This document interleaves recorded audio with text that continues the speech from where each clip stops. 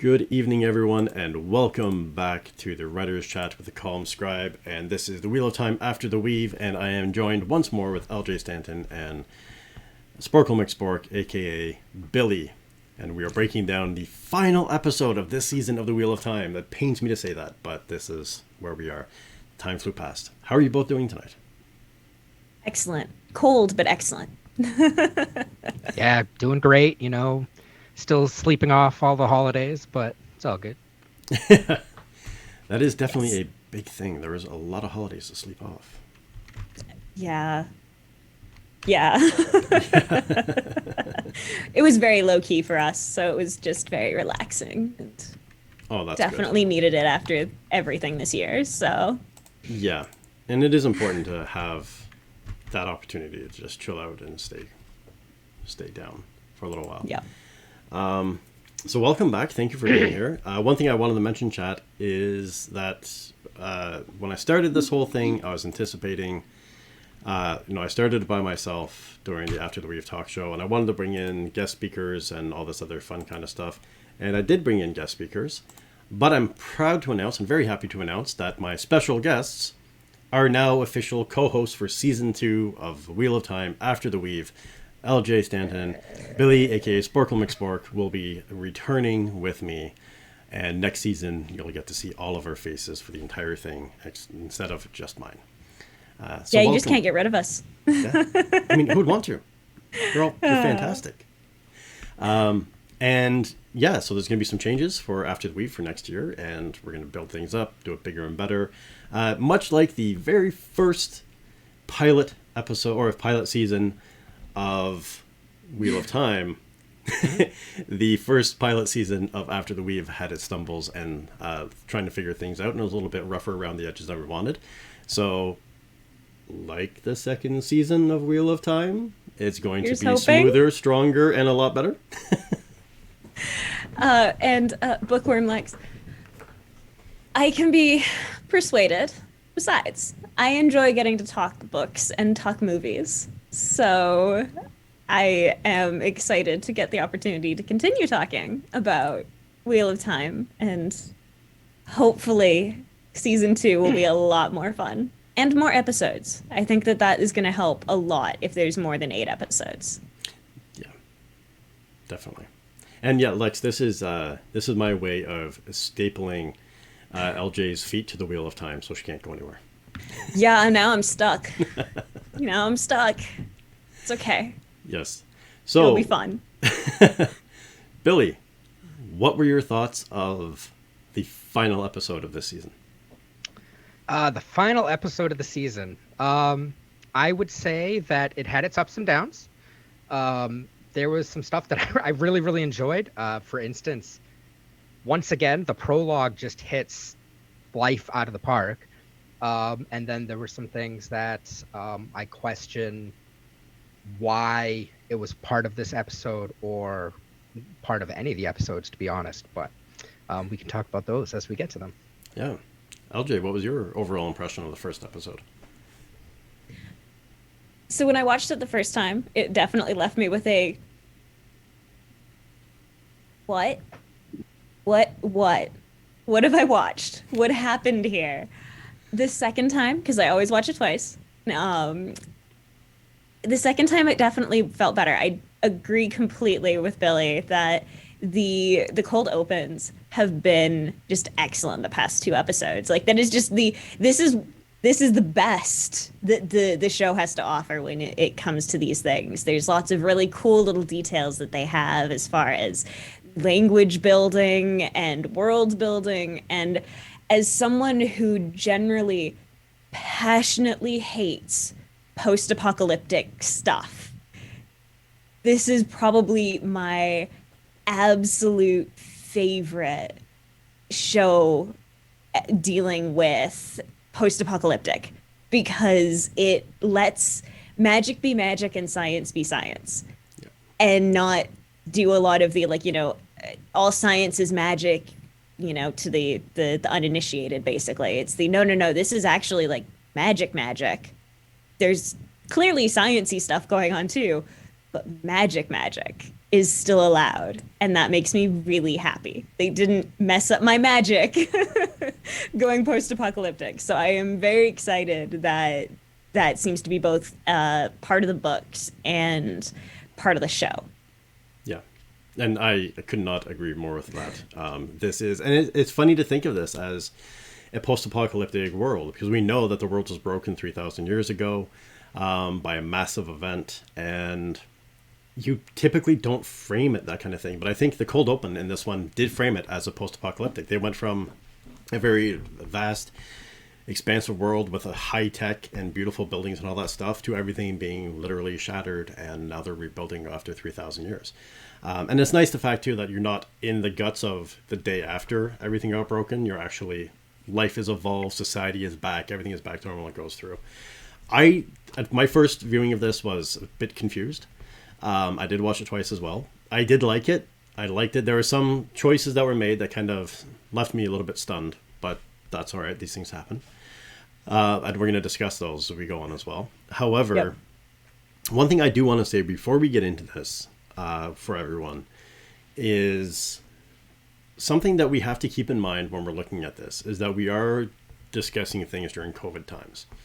And there are some major changes in this episode that need to be addressed before we go into breaking it down. And those changes were that while they were filming, like other shows have been filmed during COVID as well, and they had their own struggles with. I actually saw an article with someone discussing just how bad it is to film something during COVID. They were filming in another country. They were dealing with COVID issues and stuff like that. But COVID didn't really hit them hard until episode 6. When things really went off, I believe they went through some form of a lockdown. And that's also the point when Barney, the actor who plays Matt, for personal reasons, left the filming and stopped acting in the series, which left the writing team and everybody scrambling last minute to fix the loss of a major character with 2 episodes left. This actor, it's thought that something happened with COVID with his family or something like that. I don't think there's any bad blood, but he did abruptly leave the set. Or leave the show, not the set. He abruptly left the show and has kind of gone dark on social media as well. So we wish him all the best. Whatever is transpiring in his life, we wish him the best on that. But that means that they did have to take some of Matt's storylines and transfer them over to Perrin, cut some, change some. So that's anything that's a bit disjointed, a little bit odd in the season, or in episode 7 and episode 8, can be attributed to this. The other thing too is because of COVID restrictions that they were hit with, they could not use extras like they did before. So the real life Trollocs became CGI that had to be done at the last minute. So the last minute they had to do CGI Trollocs and they had to rewrite episode 7 and 8. And this is where it's a little bit mishmash and the story kind of goes a little bit off the rails here and there. So let's keep that in mind when we move forward, talking about the rest of this stuff. I know both of you know this stuff, but so the chat has a bit of a background on this as well. Let's move forward. But one thing I did want to bring up that I caught. So I just see Lex is talking about the Tamerlan seat and the gold band around LTT's hand. The cold open. Lews Therin Telamon. We see the Dragon Reborn from 3,000 years ago. We see the Breaker of the World.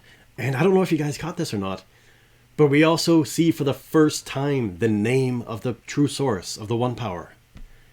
When they're talking... You're right, yeah. Yeah, when they're talking their language back and forth, the Tamerlan seat actually says Saidin at one point. She's talking about the power and she says Saidin.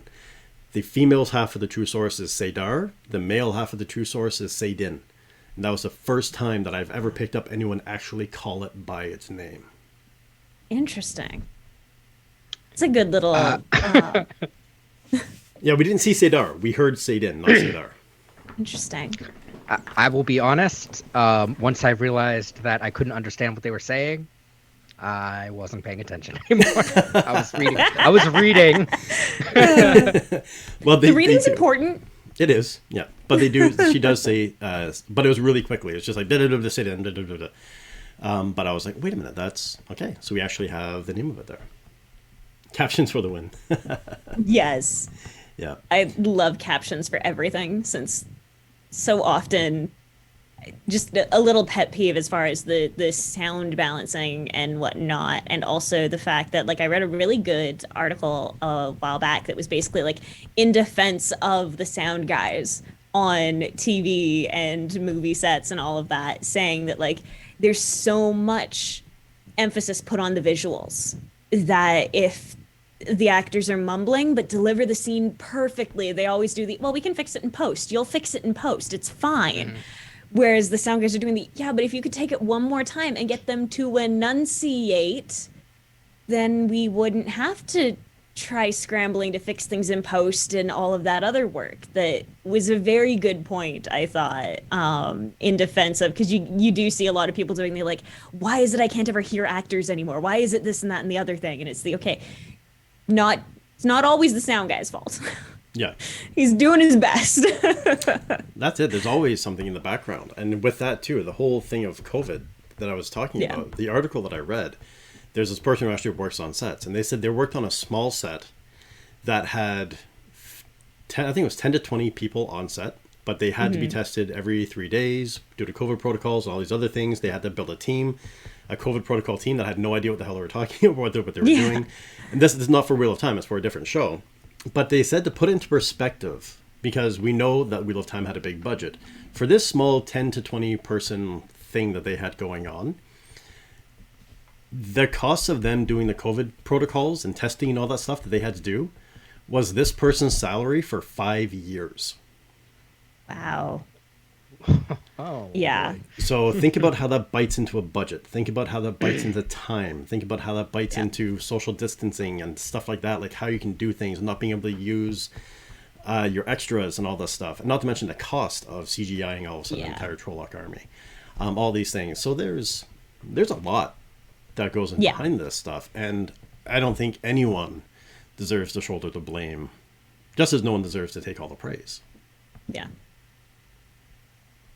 Yeah. I will take all the praise. Right. Yes, Billy, it's 100%. You are the reason Wheel of Time has made so much money and is getting season 2 and everything. It's down to you. I wrote a letter. I'd like to point out. Teenage Billy wrote a letter. I'd like to think that was the reason. It was a very nice letter T, by the way. Like, I've never seen a T written that well. It was a great letter that There you you sent. go.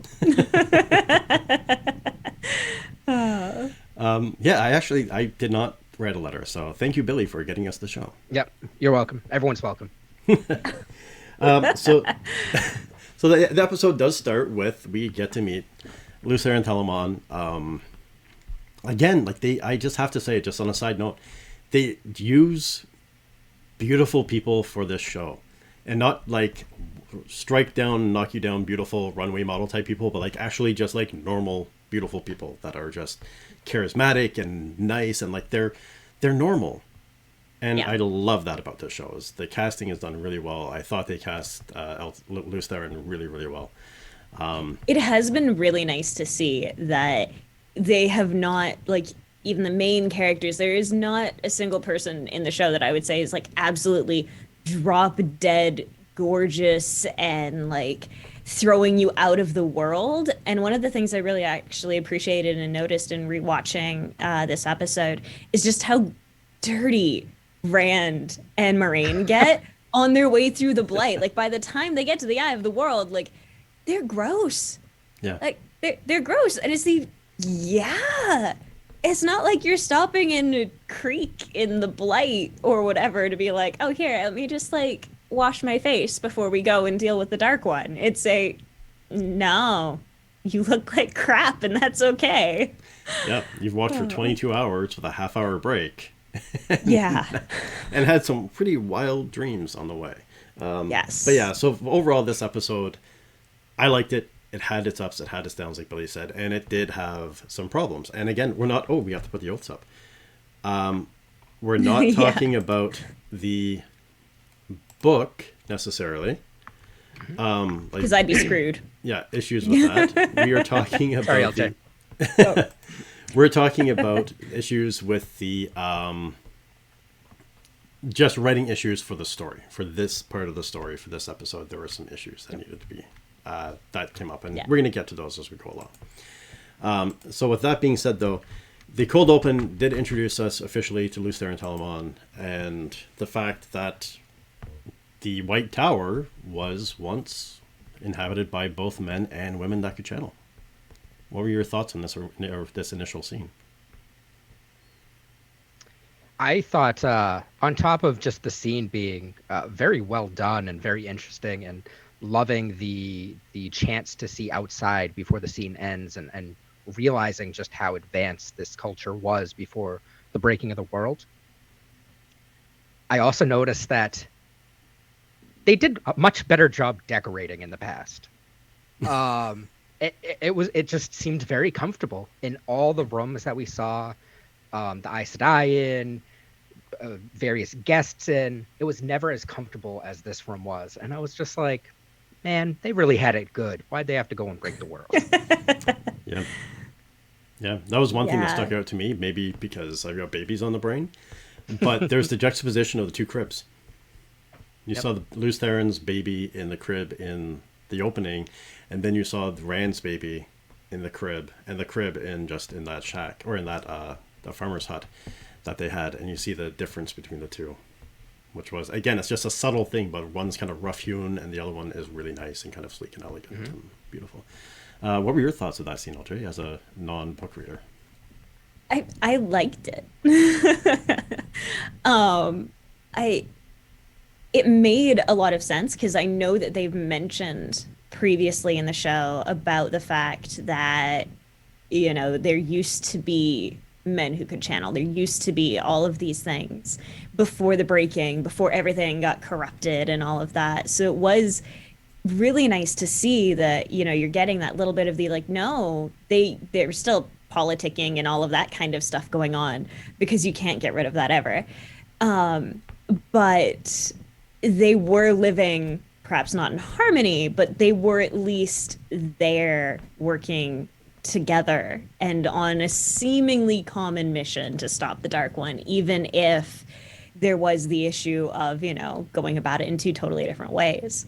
One of the things that I also do find interesting, since you brought up the babies and the cribs and whatnot, is even just the fact that Rand is the one who has been shown repeatedly to want children. You know, to that there's a child somewhere in his future. And like we saw that in the last episode that there he was holding a baby in Min's vision. There is a child somewhere in his future. And having it be, you know, shown that like the dragon already has had, you know, a child, and that there's even that connection between him as the dragon of the here, just a tiny little tie-in of similarities between him and this previous incarnation of him, which is just neat.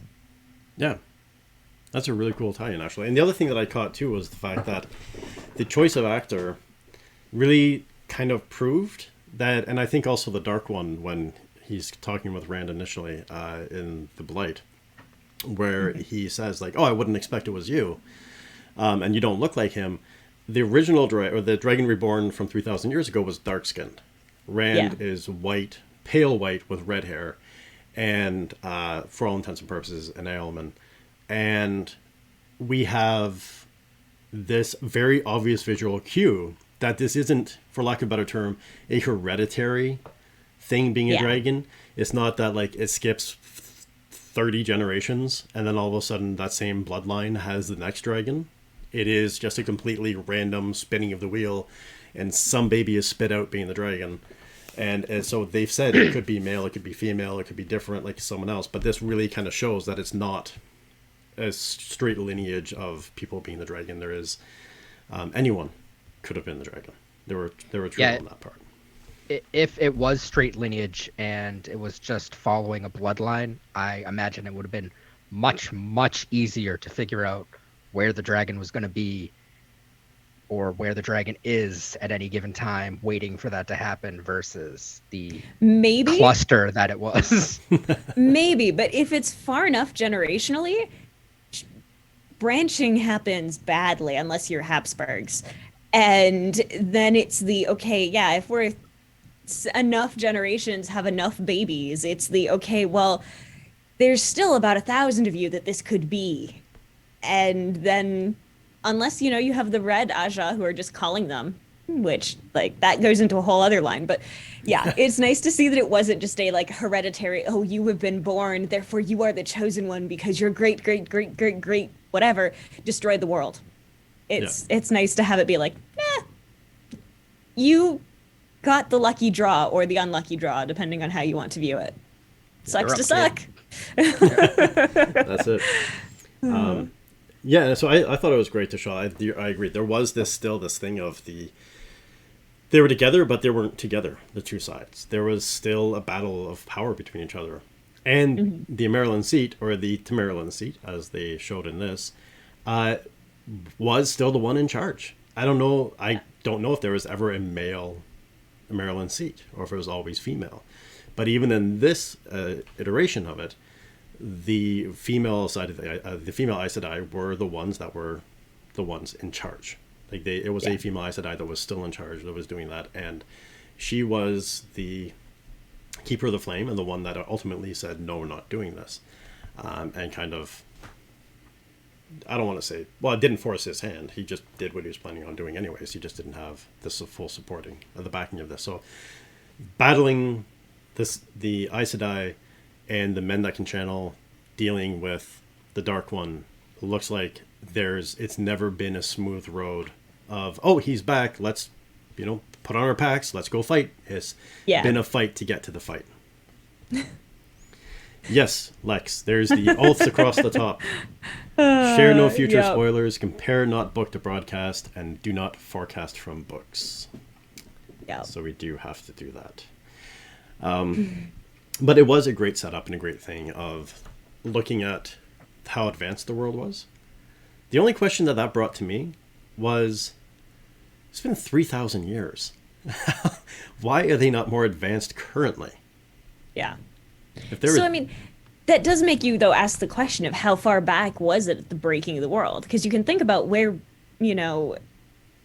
say, if you said that this was happening in like 1500, CE, current era, that's still more than 1,500. It's more than 3,000 years since the dawn of history deal. So if this broke them badly enough that it was we literally don't know how to do anything anymore because all of our tech is gone, we're having to figure out how to make these things that we've had our magic or computers making. Because even thinking about, for me, it's if you told me, like, if everything just broke and then you did go and survive, it would be well, I mean, I don't know how to smelt iron to make things. Like, I don't have any of this knowledge that would help fix these and make it so that we can shortcut our way to, more modern tech, which is probably, I'm guessing, the same issue after the breaking of the world, is that so much gets lost that you can't just fast track, speed run to the end. Yeah, I think I'd agree with that. Billy? And I assume upon breaking of the world, you also lose a lot of life. And with the loss of life might be the knowledge of that thing. So as time goes on and they're trying to fill in the cracks, more and more people are dying of old age or from ramifications of the breaking of the world. More and more stuff is getting lost as time goes by. And it creates just another ripple. It's a massive rebuilding. And that's something that I've found. Like, I've always loved the people that are like, if I could time travel, I'd take my iPhone and I'd go back in the past and I'd be a god. Yeah, for about 12 hours until your phone died and you didn't have the knowledge to create some form of electricity to recharge it. Yeah. Yeah. You'd have something really cool for a little while and then you just look like a fool with some kind of plastic and glass chunk of also on your phone. You'd be shunned. Yeah, exactly. See, magic is not a favorable thing in our history. We've really done a lot of I don't understand what that is, so let's murder the person who showed it. This doesn't agree with what I know, so you must be a demon. But so the world was beautiful. The world is broken, and then we jump in. We get into the real things. So I think maybe let's do you agree on discussing the Blight and Moraine and Rand last for the storyline? Yeah. Makes sense. Yeah. So we can go into, I mean, there's really two main storylines. They broke it up. I found with this episode, they did a lot of rapid fire back and forth. Yeah. Like, there's a Yep. lot of scene cuts. Because I was going through, I came up with this really great way of making my notes where I'm like, I'm going to put a big bullet point. I'm going to put M&R. I'm going to list everything. Oh, they're on to the next. Okay, I'm going to, they're back to M&R. Damn it. And then and it was just this, Yeah. like, still disjointed notes in the end. I always watch it on my computer so that I can pause it really quickly that second time through so that I can take all my notes. My first watch is just like straight going from beginning to end, pure just visual watching it. And then afterwards, it's the next time is okay, pause. I have to write a note. Okay, go. Oh shit, pause. And that happens a lot. Like, it is very much like, if it's an hour episode, it takes me an hour and a half to 2 hours to get through it because, like, crap, I have to write these notes. Yeah, exactly. But yeah, so we start off with skipping the Blight. We start off with Perrin and Egwene, where Egwene is packing furiously, and Perrin is coming in and kind of talks some sense into her. I think that may have been the largest block of dialogue Perrin has had in the entire series. Yeah. But he does Yeah. talk about, I mean, not for the entire, all combined, but in one chunk of, like, in one scene. That's the most I think Perrin has spoken, except for maybe the argument between him and Rand over Egwene and Nynaeve's comment in episode 7. So I think Perrin has been shafted as far as time in the show, just in general, because I made a note where I realized that, like, there's one event where he affects change and causes forward motion of the plot in the entire series. And it makes me really sad because he is the most, like, you could cut him out and almost nothing would change. And it's just like, that's just not fair because I want more of him. I want to like this character a lot more than I do because it's just I don't know enough about him because he's just kind of there and along for the ride so much. So it was nice to have it. I guess now there's 2 scenes where he is with Egwene doing the, like, dude, we literally will never be able to find them. Yeah. We can do more, not throwing our lives away, which is like, thank you for being the voice of reason. It's excellent to see. Yeah. Now, I did see actually an interview with Rafe where he was talking about that. And he spoke specifically about the fact that Perrin didn't have a lot happening. And they didn't really expand much upon the whole connection with the wolves. That was just kind of left. I mean, partially because of the rewriting, but partially because it was left. And it turns out that was left intentionally. Because they were building the drama and the tension as to who was the dragon, they knew that if they built up the wolf too much, then that would knock him out of the running and destroy some of the tension and mystery they were trying to build. So I think it was a bit of a disservice to Perrin in doing that.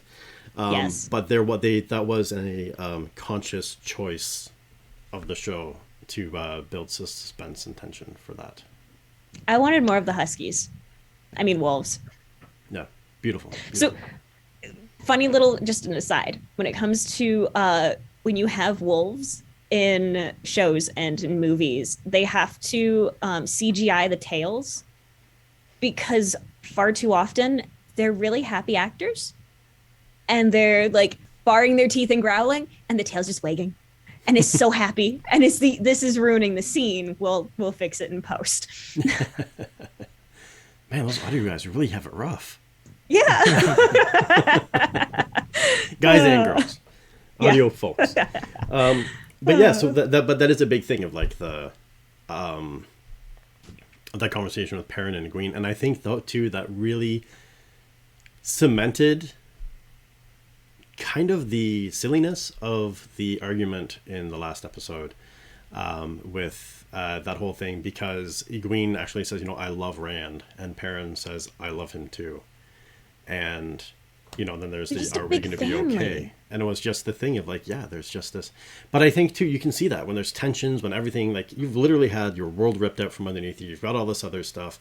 So you can see where that kind of stuff would happen. But, I think it was kind of a twisted storyline that they could have filled in with other stuff. Yeah. but they do have this really beautiful connection of this, showing the scene of them of being like, no, we have to stay, we have to do something.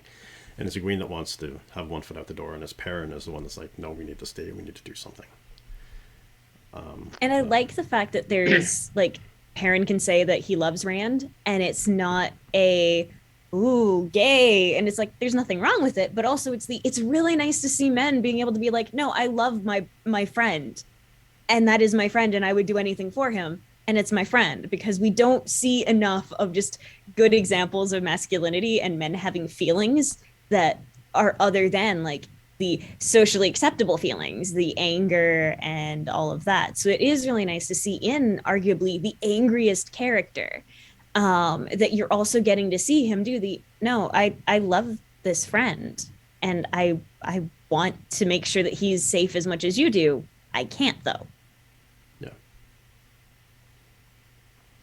Yeah, I agree. I think that being able to have male characters that can not only express their emotions vocally, but can act on those emotions thoughtfully rather than, I love my friend, so I have to, charge in full bore because that's what a man would do. Yeah. It's refreshing, and it's one of the things that I've really enjoyed about this writing overall has been that the social gender roles have not been prevalent. They've been very well done and well introduced. Yes. Well, and like as Bookworm like says, the and the barkeep does the your partner, and Rand doesn't do the you, and it's the you could do better. And like that is another awesome moment of just the like sexuality is so accepted that there isn't those moments of like, this is my best friend. You don't get that very annoying trope that people use with guys. It is just very nice to have him being like, I could do so much better than that. Well, even with Lan and Steppen before Lan gets killed. Yeah. And he's like, you're going to be with Lana and her warders. And he's like, well, I've never been in that situation before. And Lan's response is, if they'll have you. If they'll take you into that part of the relationship, like, sorry, bud, but you might just be a warder. You may not have the extra side that goes along with that. So, gotta earn those perks, boy. Exactly. No, that was awesome to be able to see that and have them joking about it, but not in a demeaning way. It was like, I haven't done this before. Who says you'll get to? It's really nice to have all of those kinds of moments of it's never a heteronormative aspect. It's just sexuality is a thing. Enjoy. Exactly. And that's the thing that I really like about this is the fact that it is just purely open, and something that I've been promoting for a very long time is that you can have an LGBTQ plus character and that not be their main character trait. You can, and this does it perfectly, where you've got these characters and they are somewhere along the spectrum. Whoever knows where exactly they all land, but there is a spectrum that's shown in the show, and that's it.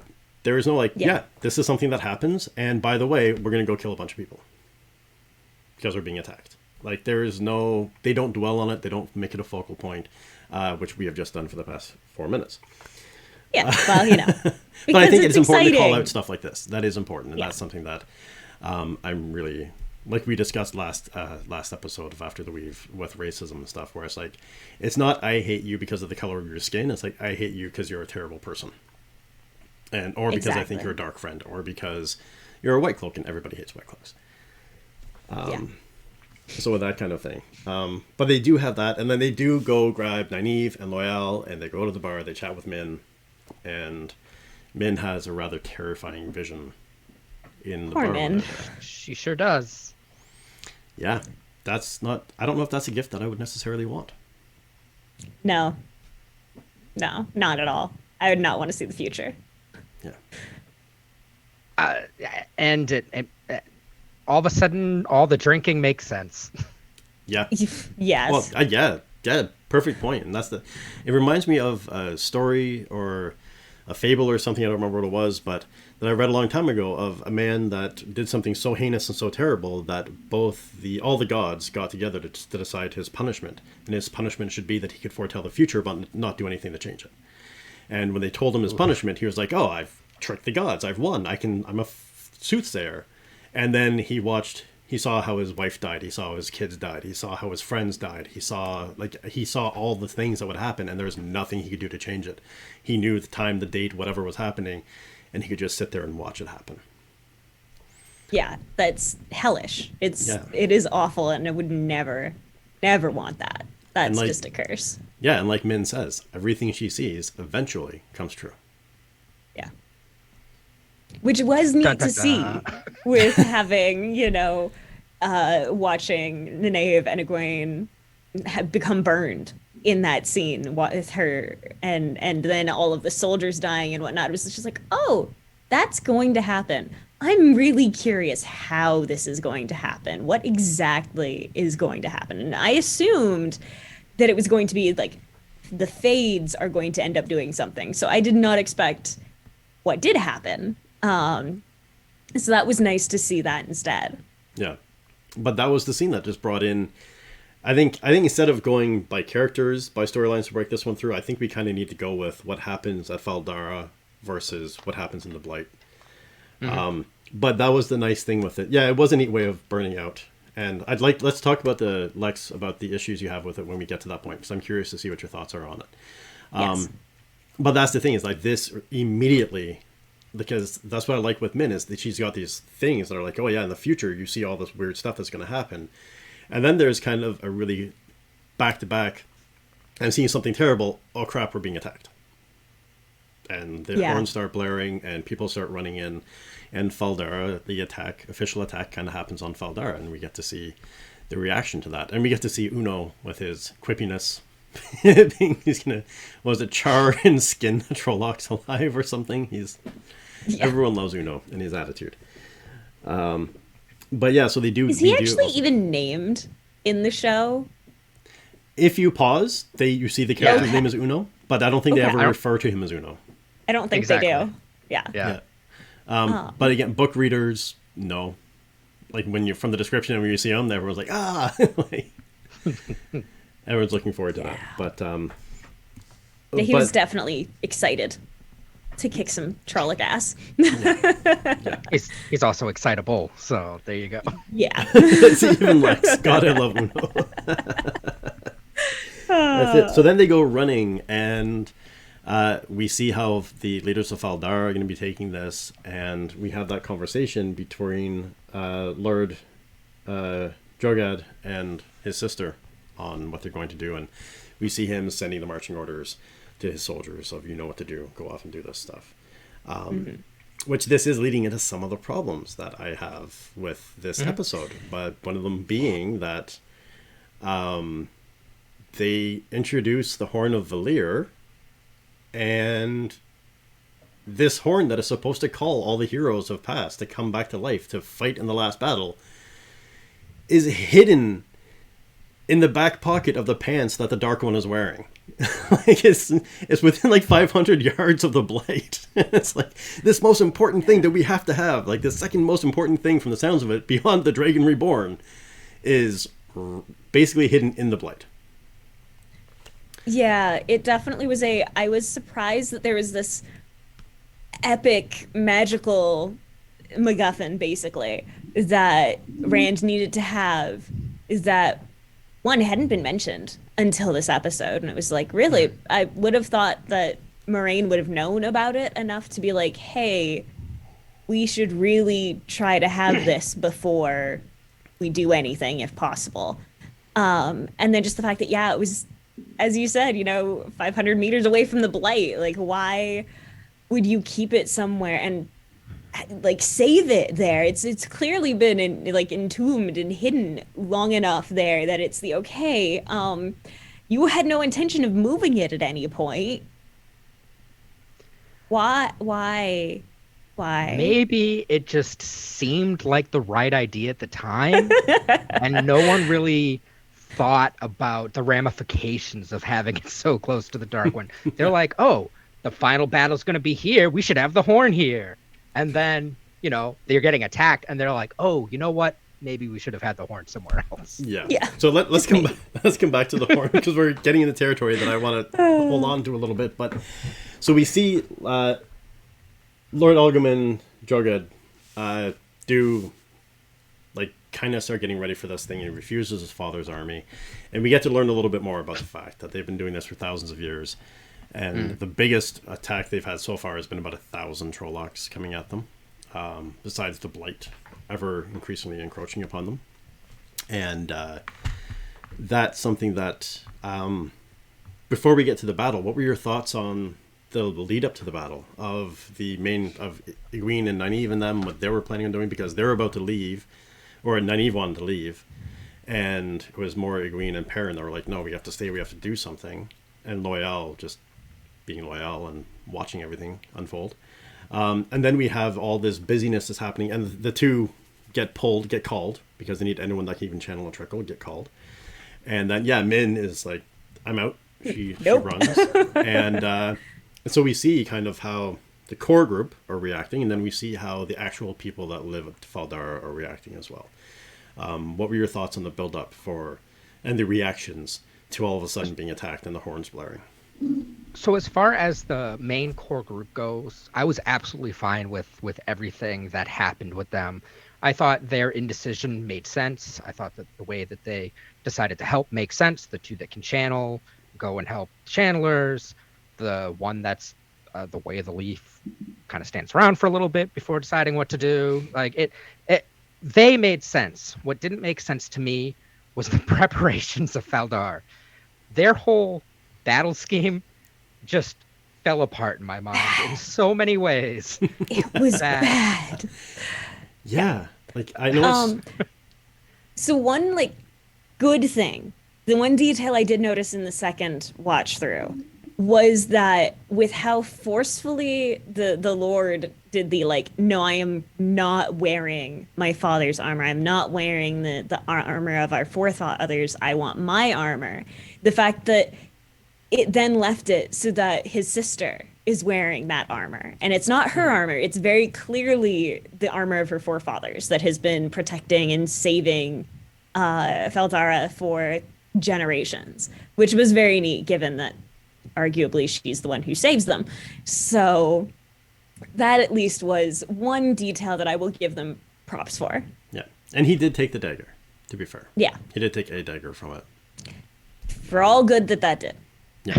Yeah. Well, Yeah. and that's it. Like, that was the thing too that I found, like, for that, because he does have this rousing talk with her where he's like, I'm going to die, you are going to die, the keep is going to fall, the city is going to fall, the Dark One is going to break free, he's going to kill and pillage everyone across all the lands, and our sole job here is to hold them back so our messengers can take flight and warn everybody that this is coming. Good speech, bro. Yeah. Like, you don't want to maybe hype up your group a little bit better than that? No. This is the equivalent of in Helm's Deep when Legolas and Aragorn are talking in Elvish, and then Aragorn blurts out, then I will die as one of them. And it's like, dude, he was speaking Elvish for a reason. Not the time to say it in English. Yeah. Bad time, bro. It's the same deal of the, like, yeah, you're all gonna die, but maybe pretend like you have a little hope. Yeah, not everyone. I thought the speech was. I thought the speech was frustrating. Just from his character, I guess, kind of confuses me a little bit over the past couple episodes, with him being so stubborn about asking for help and being a little bit bitter at his sister for being able to channel, and then just saying, well, we're all gonna die. Like, I just felt like, and you were right, the Lord of Eldar deserved better. Yeah, well, that's it. And also just being like, yeah, I guess you were right. You know, we've got an army of Trollocs banging down our door. I guess, yeah, maybe we should have had some people here to help us. We should have had some sisters. Good call, dude. Yeah. But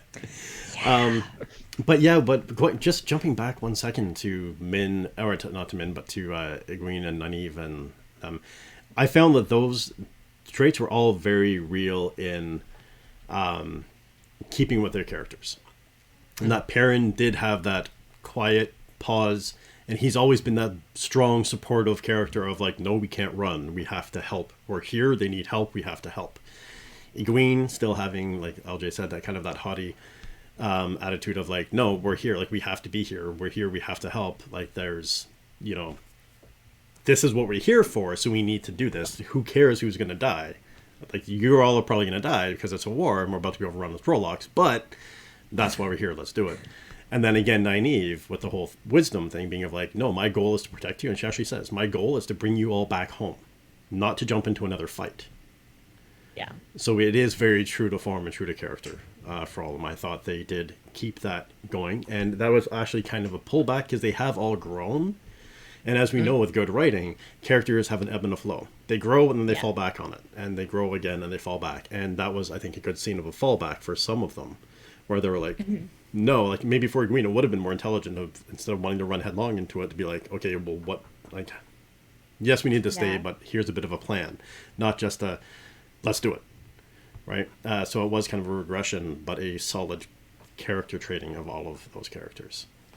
And I think the thing, too, that is easy to forget when you're watching TV or when you're reading a book is that these decisions for the characters are terrifying. Like, war is scary. The idea of losing your life is terrifying. It's not, these are not decisions that are made lightly or should be made lightly. And good writers are able to have those moments of, yeah, this is the time for your character to be in their darkest hour and to have their indecision and worry. And there isn't a lot of time for it in the show. But I think they did do a good job of showing that, you know, Nynaeve isn't a coward. She just needed to take a minute to do okay, if we're doing this, we all need to be on the same page. And that, you know, she promised to bring everyone home. That was her goal. But if everyone is going to stay here and put in this, you know, potentially suicidal run, that, okay, she's here for it. But, you know, just take that moment to think. And it was nice to have that. Yeah. In an episode that didn't have a lot of beats, this one was nice. Like, this was a nice pause, a nice... because this was a chaotic episode. There's so much that happens so fast. And there wasn't a lot of time for the characters or the viewers to pause and catch their breath, go through what they just saw, and then jump into the next. It was very much boom, boom, boom, boom, boom, like dominoes falling going forward. But then, so and pause. Stop me if I'm missing anything here. But we do have, they have that conversation, and then the men go and start breaking into the under the chair, and we're talking about Faldara. They have a very impressive, strong horseback ride and cavalry charge to a wall.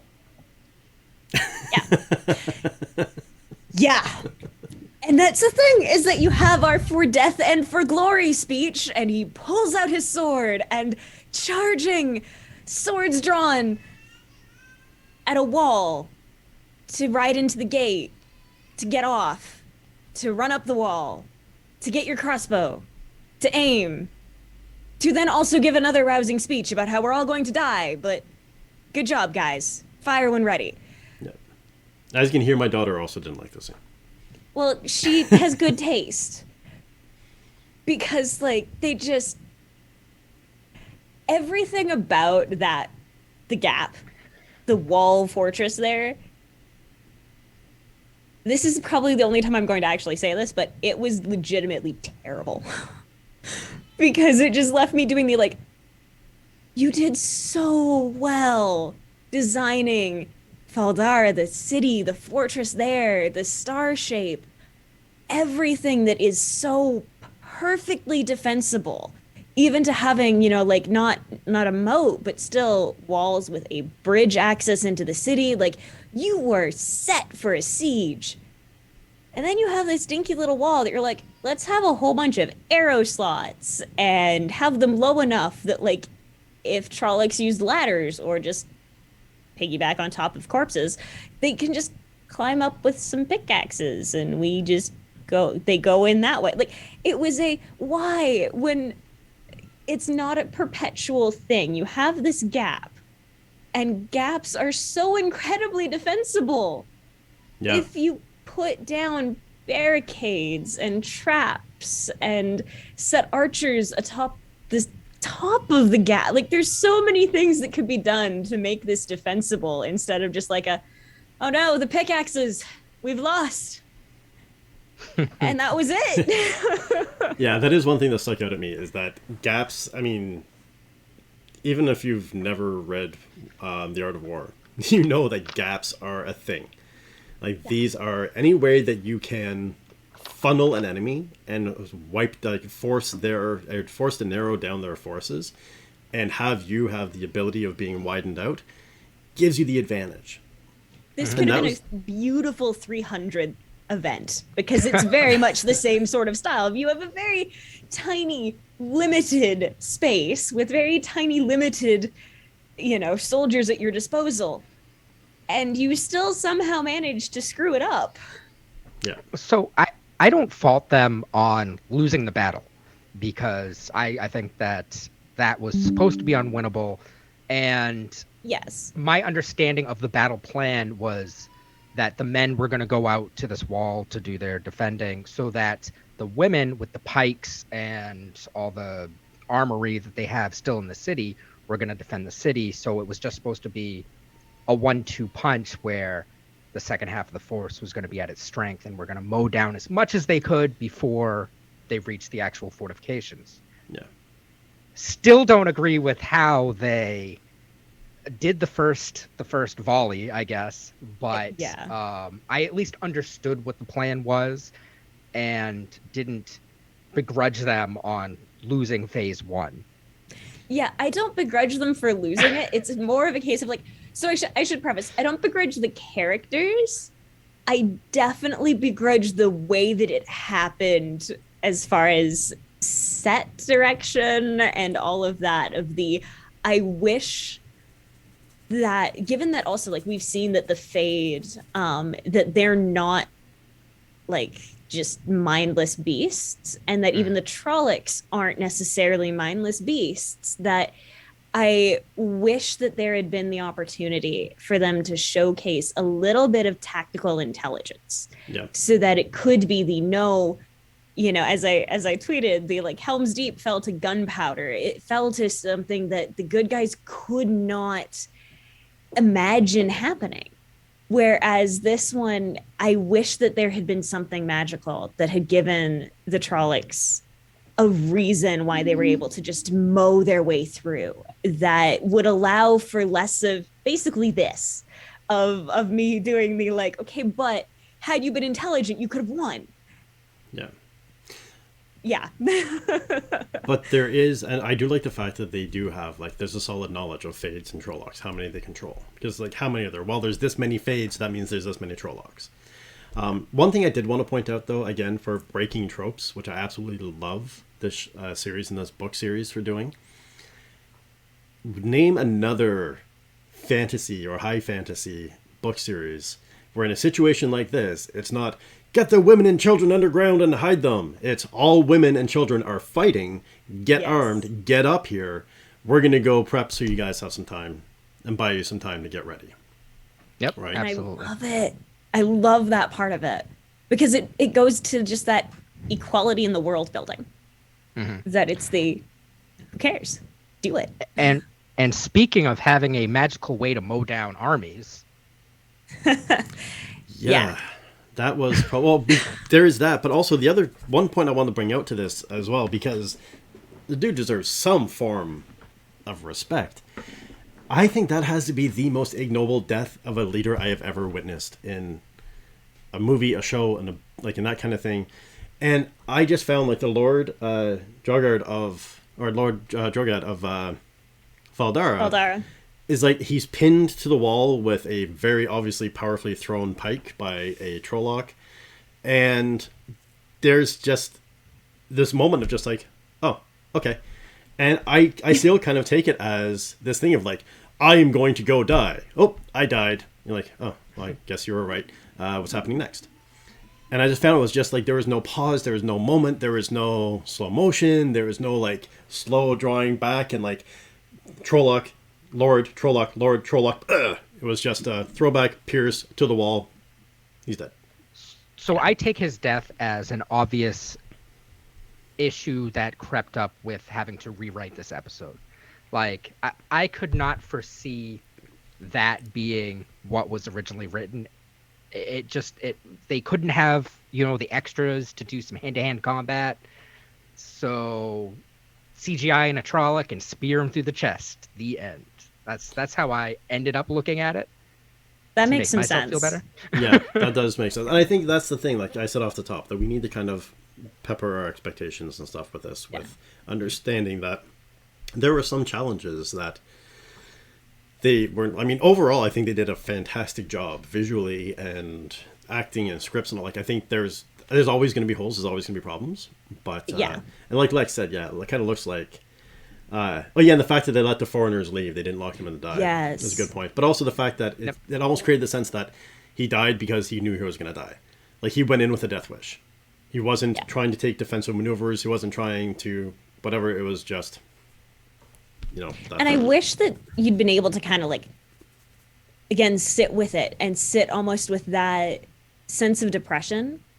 And I do apologize because I know that I'm drawing a lot from Lord of the Rings here, but he felt a very much almost like a Denethor Faramir character of the I go to die because this is my duty, this is what I need to do, and the world is so dark and everything is going to be awful that I don't want to live in that world, so I'm going to go and die the noble death. And I wish we'd been able to kind of sit there with it a little bit more, because I don't know whether that's an accurate reading of the character or if I'm filling that in because of the fact that I love Lord of the Rings so much and that these are just easy parallels that I can pull from. Well, that, and I think the fact that there's no reaction. Yeah, this really cool scene with the crossbows being down the line, which was nice. But there wasn't even like a my lord or a no or something. It was just he's pierced, and there was like not even a shot of how the men, like someone looking over and seeing what happened. It was just to the wall next. Yeah. And there was no response built around it, which I think is what helps lead to the sense of emptiness. Yeah. And I do like Bookworm Lex's point too, just even about the crossbows, that crossbows aren't semi-automatic weapons. You can't. Your second volley would have been a lot slower than the like, oh, I just put the bolt in, I pull back and I go. It's the then your bolt would fall about 2 feet from you if you did it that way. You have to. There was, tech that had to be used to draw back that bow, the crossbow, and those kinds of things. That it was the. This is a problem just I think with TV, is that they really like the idea of the semi-automatic crossbow instead of the like, no, it took a long time to fire. Well, that's why I like the idea that's been shown where there's been 2 rows. So you have one Yes. firing while one's reloading, and then you just swap out. Yeah, repeaters. Yeah. What were you Yes, gonna say, Billy? exactly. Yeah. That's what I was going to say. Repeaters. Oh, yeah, repeaters. They really help. Just like I repeated Billy's thought. Yeah. Well, you have to say it like 3 times. Wasn't that the when we talked about that in the podcast? We've got the rule of 3. The rule of 3, yes. But speaking of that, the rule of 3 was broken when they had 5 channelers come out. And again, so like we said, there's a couple of points where it fell down just because it fell down. There's a variety of reasons, but just things that we can look at and be like, that didn't really quite work. One of the things that stuck out to me was the fact that, yes, we have, like Billy was saying, we have 5 magical women. 1 that was raised to level of accepted, and I think studied for maybe 10 years with the tower, and then was sent home because she wasn't strong enough. 2, we have no idea who they are, not introduced, their abilities, their background, nothing is introduced to us at all. And then we've Red got, shirts. yeah, and then we've got the 2 that are, core characters and are 2 of the most powerful channelers we've ever seen in the world. But Bridge crew. was that? Yeah. Red shirts, yeah. Bridge crew. Oh, Bridge crew, yeah. No. Oh, Bridge crew. Yeah, the bridge crew and the red shirts. Yeah, but they're the ones that have like, Egwene can channel pretty quickly. We've seen that, but she doesn't have any experience with it. Nynaeve has never done a weave on her own, apart from just an explosive burst of energy. And then there's this thing. Yeah, and that's the thing with Lady Amelisa. I think she knew how to form the circle because she was... To be raised up to an accepted, you have to be there for a while. Like, there's tiers to go through the tower. And she just wasn't strong enough, like Billy pointed out. Was it a matter of that she wasn't strong enough, or was it a matter that there was politics involved and someone didn't want her there, so they said, no, she's not strong enough, get rid of her? There's a variety of things. So she was there for a while, and she does have training. And I think, to me, that was the candle lighting scene in the last episode was a little bit of a tell for that, in the fact that she didn't have to sit there and pause and really focus to light the candles and stuff. She was able to just, as she was talking, go like this and light the flames. Kind of struck me as they're saying that she's not powerful, but she's either got more power than they're admitting, or she's just really experienced and practiced Yeah. with this. Could She was be, barely really, a it novice. really could be. Oh, she wasn't accepted. She was gifted a ring as in customary in ruling families, and it's in the X-ray. So then, yeah, that is more problematic then.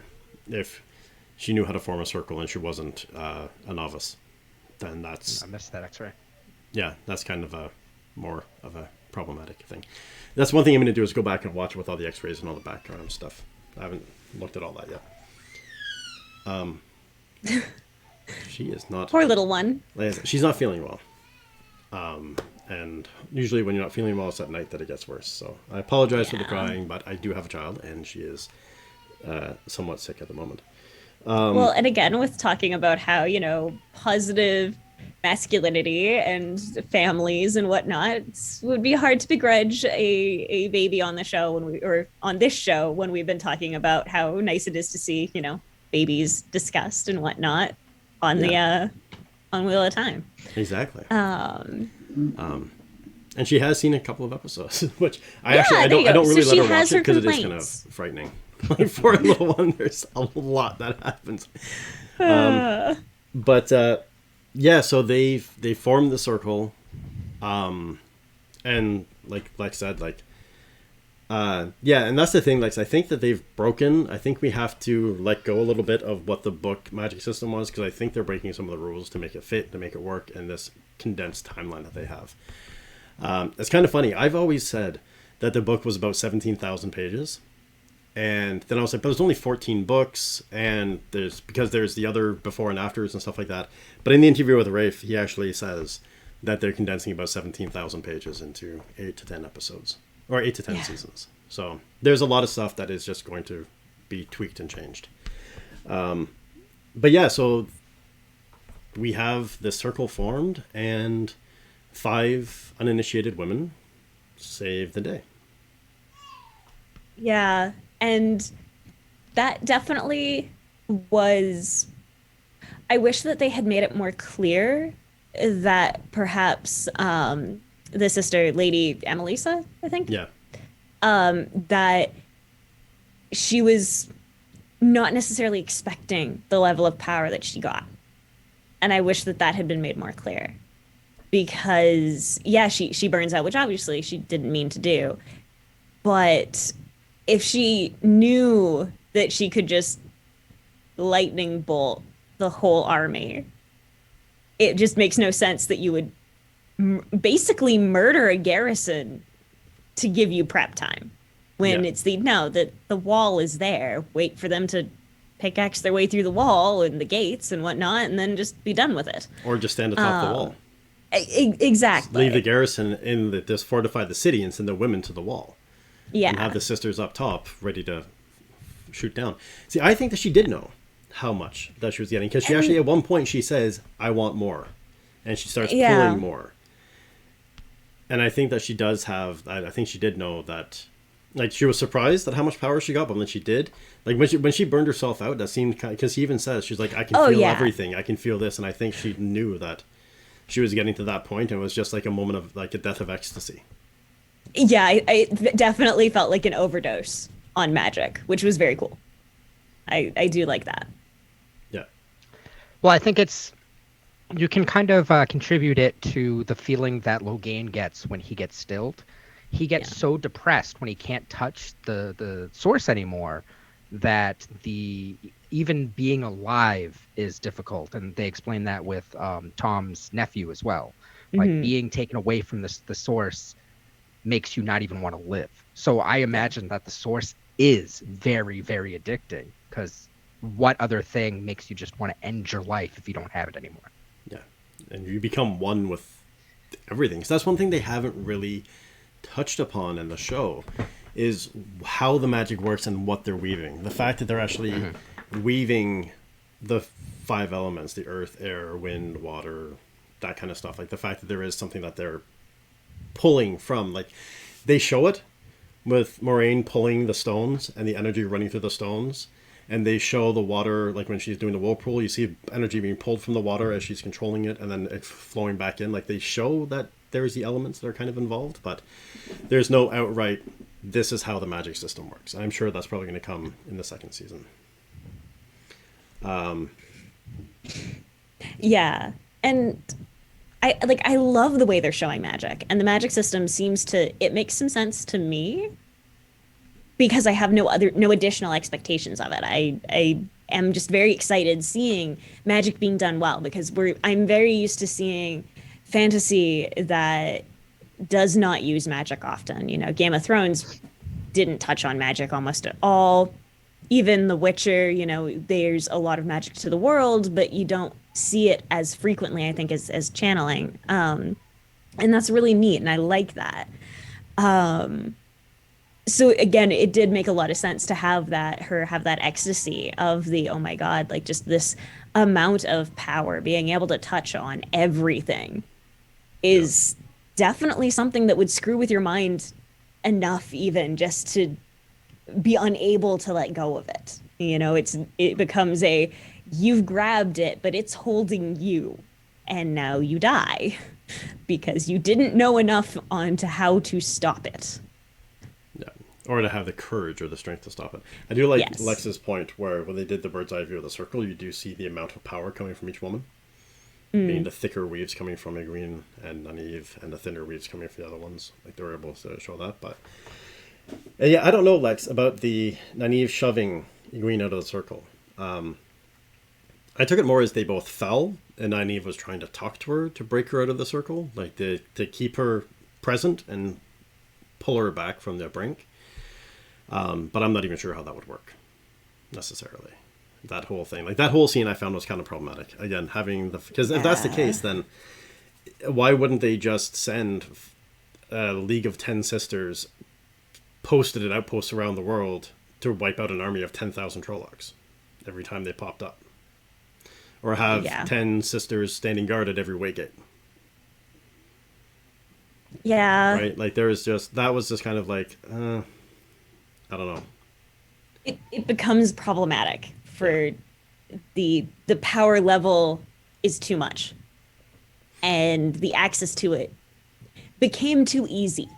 It seemed too easy, even with the high cost of life.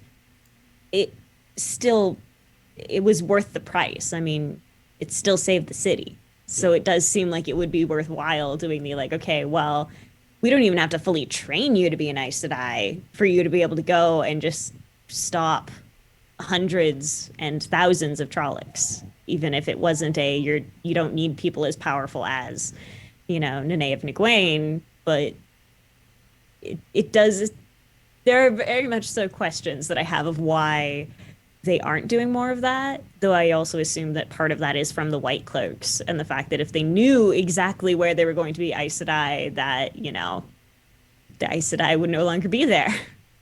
So, as much as I think that the Circle had its questions and its own set of magical question problems, this isn't even what annoyed me the most out of this particular scene. My problem isn't until the end of the scene when the burnout is complete. Amalisa is down. The two red cloaks, the two red shirts are down. Yeah. We see Nynaeve. She has got. I know we've been calling it burnout, but to me, I just really want to call it mana burn. So that's what I'm gonna say. Like, Yes. Nynaeve's on the ground. It looks like she has like some terrible mana burn, and Egwene turns around, and now apparently she's a miracle healer too. What's going on here? See, I had that same issue, but then in my rewatch, I found something that brought peace to my heart. And that was the fact that You see her try. She's really trying, and it's not working. She cannot do the heel weave because it is a very difficult weave to do, and she kind of gives in to this moment or pit of despair that this is happening.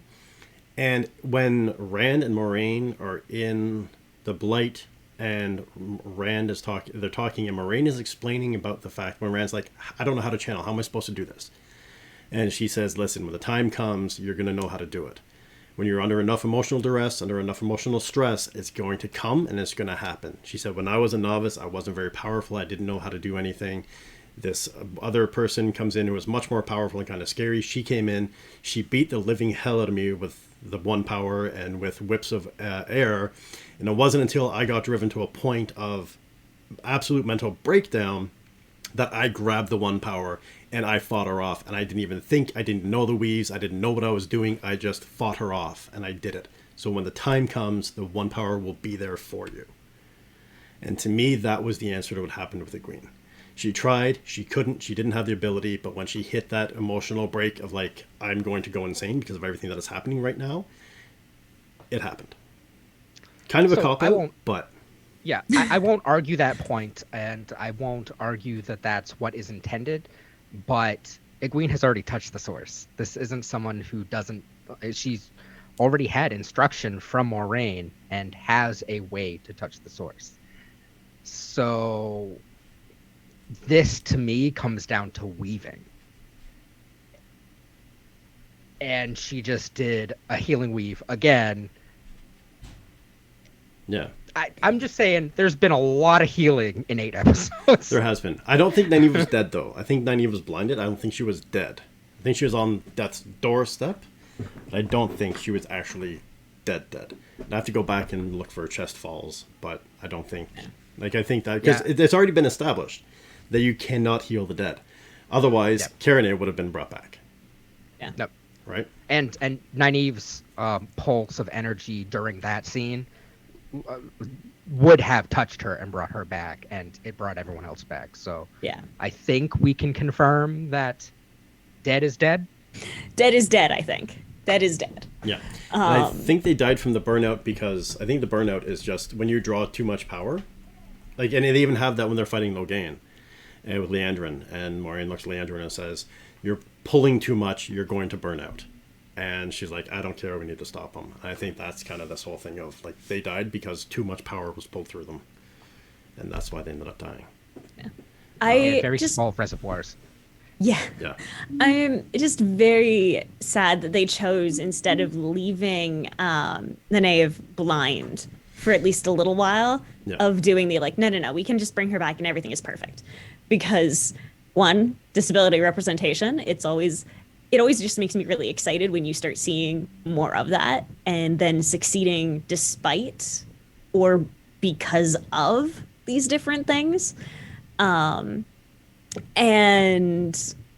so it is a little disappointing to have the immediate, like, okay, there was probably no consequence to the burnout for Nynaeve.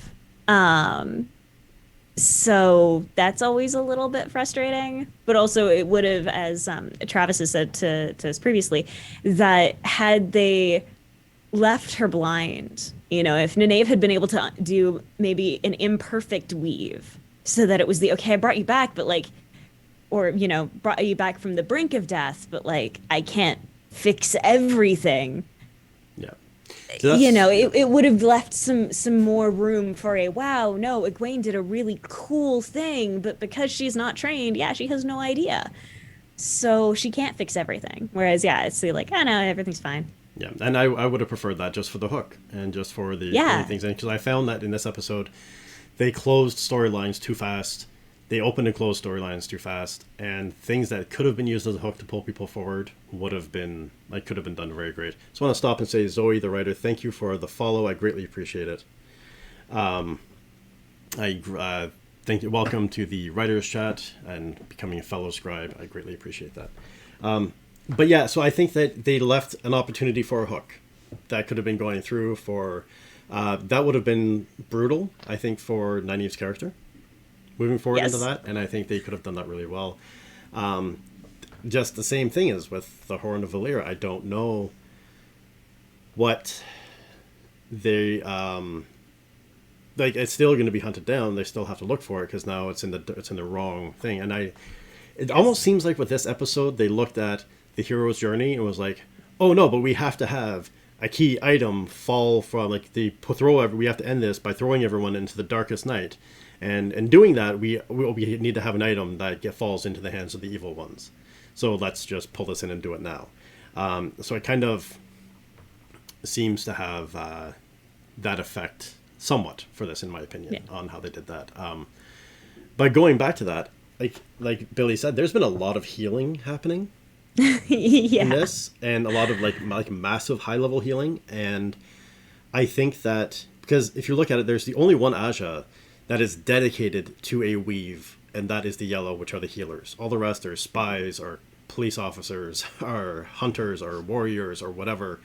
Yeah. This is the only one that is specifically tied to a weave that they can do really, really well, which kind of shows, in my mind at least, the complexity of that weave. So there are issues with how they did that.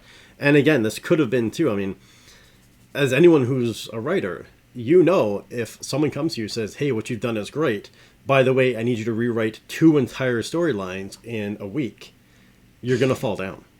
You're going to have mistakes. Oh, yeah. You're going to have errors. There's going to be things that are like, and not to mention the fact that the writers are also not immune to COVID, right? They're dealing with all this stuff as well.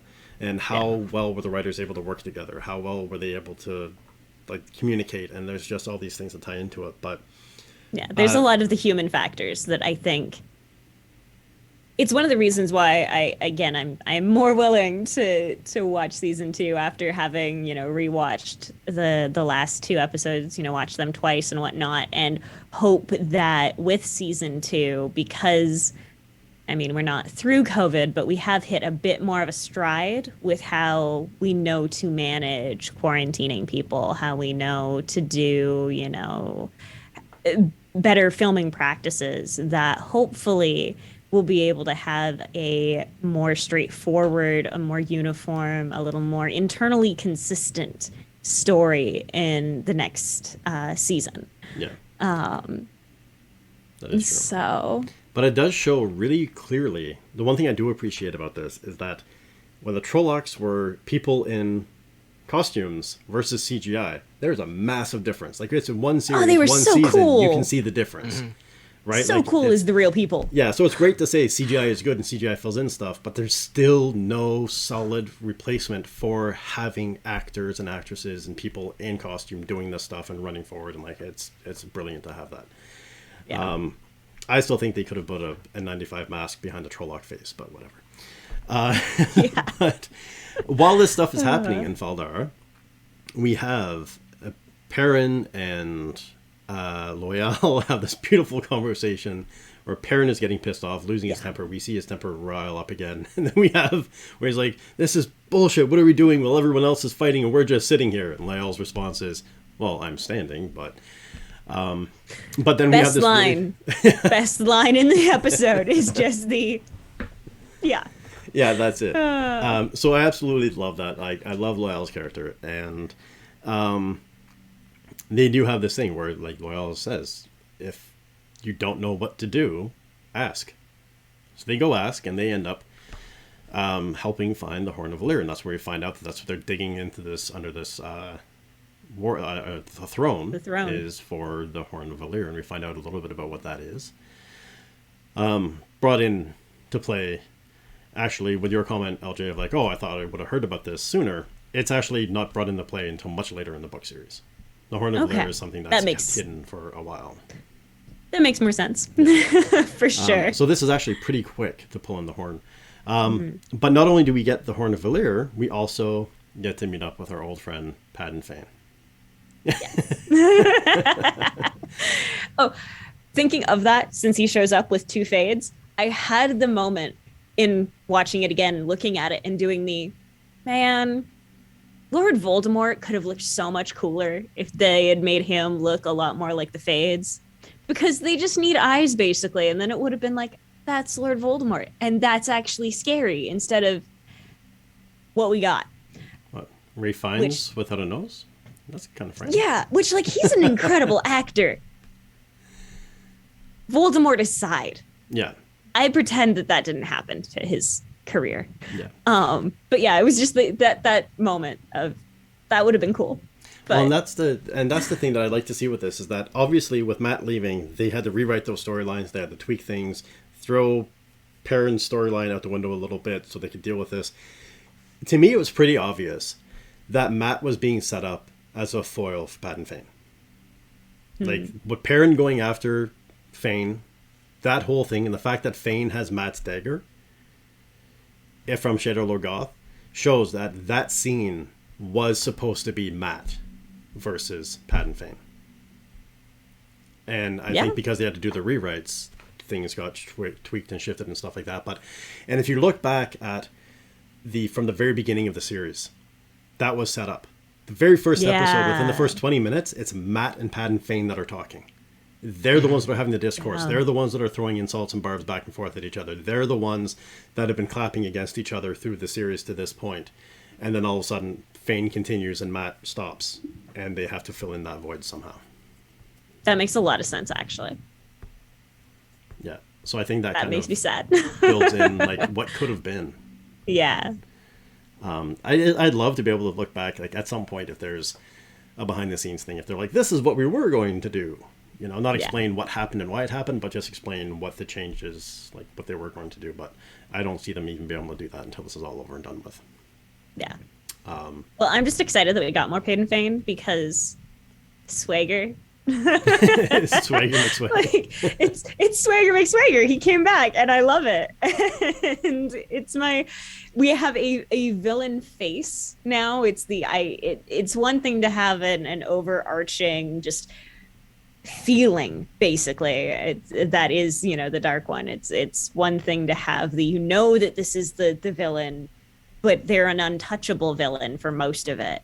It's really nice, and I love it when you start to get their underlings and have a very good face to put on things and an attitude and all of that. And him going after the horn made a lot of sense. And it was really interesting to see how important or high-ranking he has to be just escorted by two Fade, since the Fade seem to be the most powerful tools we've been introduced to as of yet. Yep. So. And that actually, Billy, what's your response when there's a knock at the door, the secret words are said, and the door swings open, and there's Fane with this beautiful smile on his face, and two Fades just standing there, who then proceed to decapitate the two guards? Well, not to get too much into it, I was pretty surprised, and happily surprised, because I love me some Pat and Fane, at least in the series. So I was ecstatic to see him. I was ecstatic to see some heads roll. I thought it was great. I was surprised to see the Fates. I was. Yeah, and that's what kind of confused me was when they were talking about before they went to a fight, whether the two lords, like Lord Elgerman and the Lord Yakota and Uno were standing on the battlement looking out, and he's like, okay, these are your marching orders, go do them. Where I think it's Lord Yakota says there are dark friends within the palace or within the castle. Within the city, right. Yeah. Yeah, and that's where I was kind of like, does he know? Is he just saying like there's dark friends here, so we've been infiltrated, or is he aware that Fane is a dark friend? Is he aware that there's actual that level of danger in the city, that Pat and Fane and two Fades are currently in your city? Right. My guess is that it was a general statement of we know that there's been this one act of sabotage, therefore there are dark friends. We don't know what level. Which then also, kind of ties in, because I think fairly fast after that, they do mention, light all the torches. We're not letting them have any shadows to hide in, which I was very sad about, because I loved, basically the shadow jumping, that, shadow step almost from Castlevania type thing going on of the Fade is here, and now it's over there, and there's a shadow behind you, and now you're dead.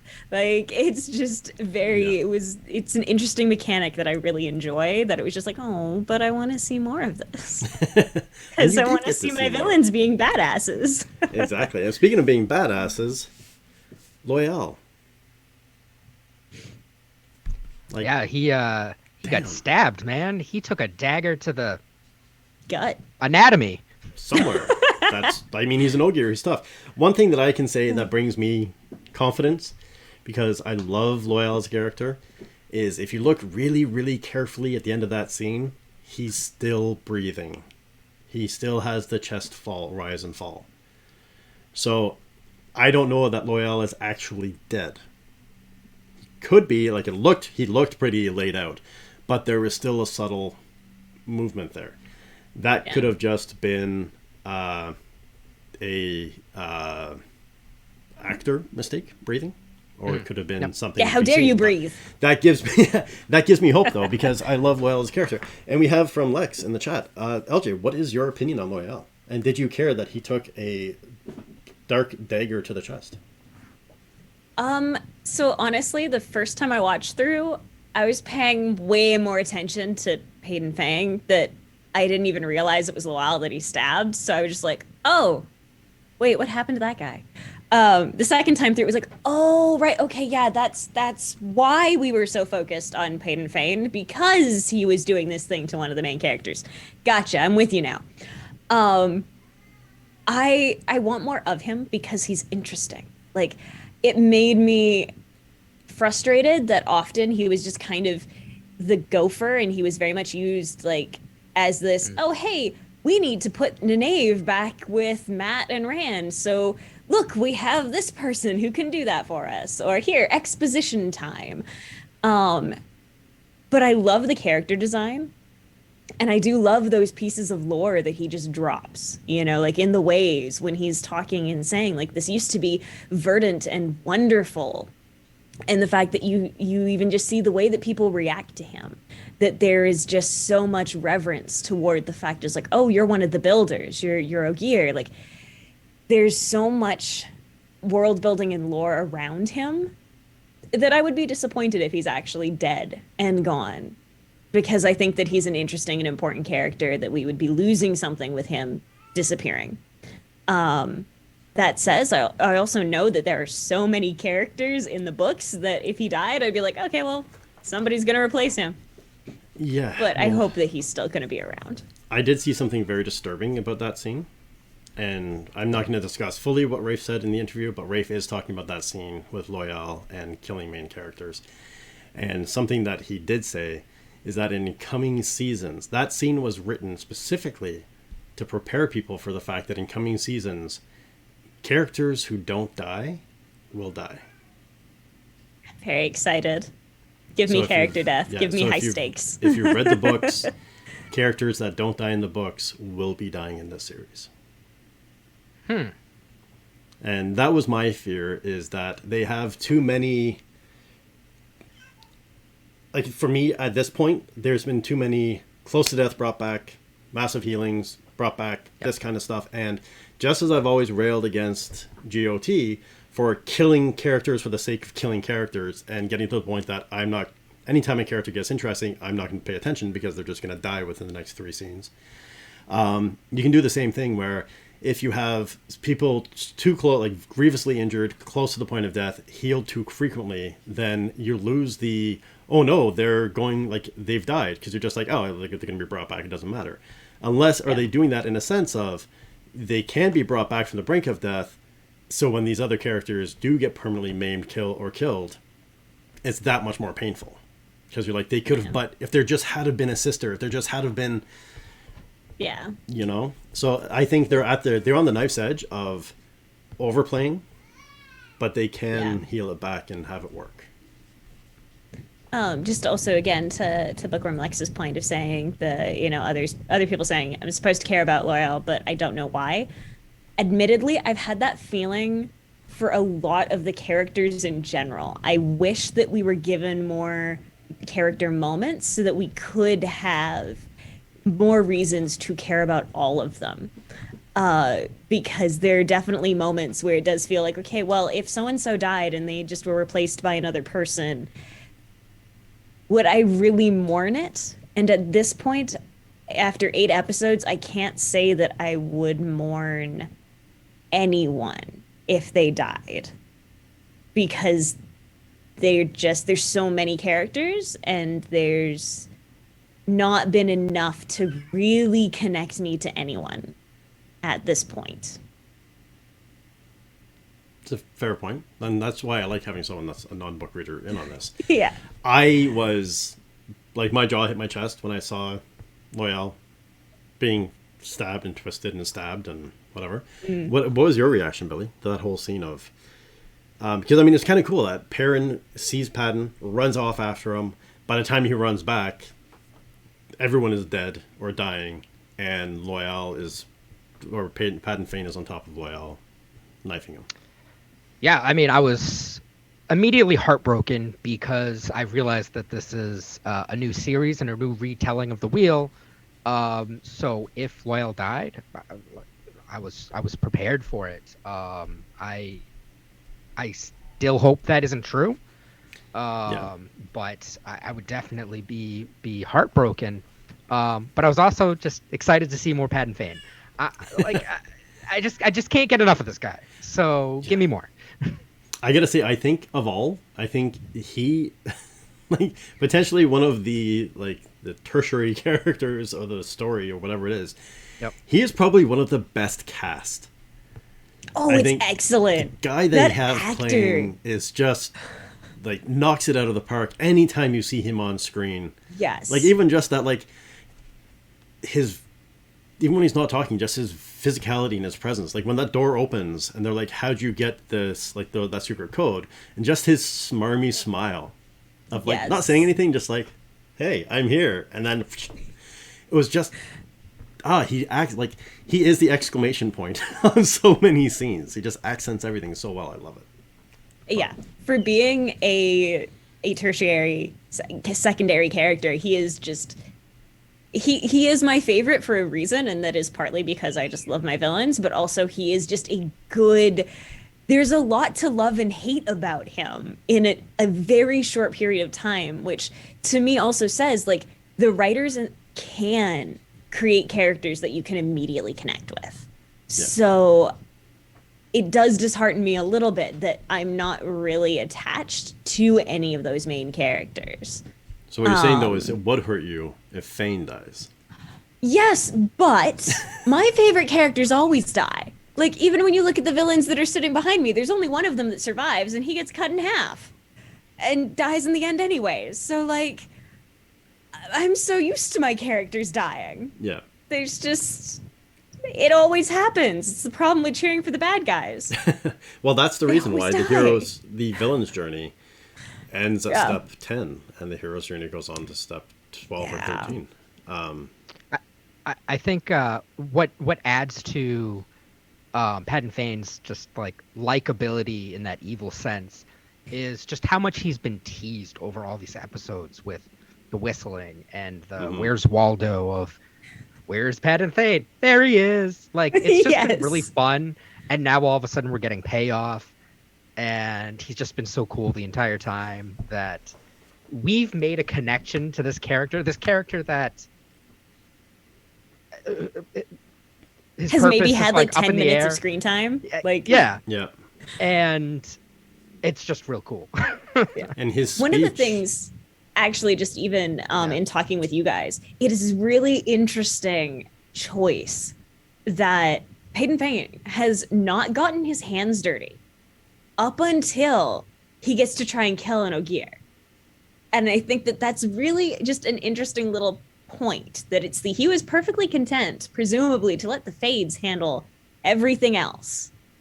But he makes a point of trying to kill Loyal. One of the most respected creatures in this series. Yes. Right? Like, even when they walk into the throne room, they're like, oh, Master Builder. Exactly. It's he has weight behind him, Loyal, as this is someone who is important in the world. And then, you have Padden Fane be like, I'm going to get that one. Like, it just makes me really happy. Get it? Several points from the look of it. And he really drove them home. Oh, I hate you both. Oh, all right, I'm done. This is what happens when you do a talk show with two fathers. So just yeah, with the dad jokes and the puns. I've had lots of experience. I'm sorry. Yeah. But that's the thing, though, is I really loved his, not only his speech, but also his delivery of basically saying, like, why do you think I dragged myself to this shit-heeled Two Rivers every year to sell lanterns? Like, do you think it was worth my time and effort and money? Like, do you think I made enough money going out to this little crappy place just to make, like, sell lanterns to you all? Like, it was, Like no, I was watching you, I was monitoring you. Even in that first episode, his whole attitude, you know, and the relationship he already has with Matt, like, you already know that there's so much more to this person than just this nice guy who sells the lanterns to the kids and yada yada. And I like that, again, there's a seed that's planted at the very beginning of the series that is blossoming and giving you so much payoff at the end here with, his speech of like, I was not coming to sell lanterns. Yeah. No, that's dumb. Of course I wasn't doing that. Like, it was excellent. There's you idiots.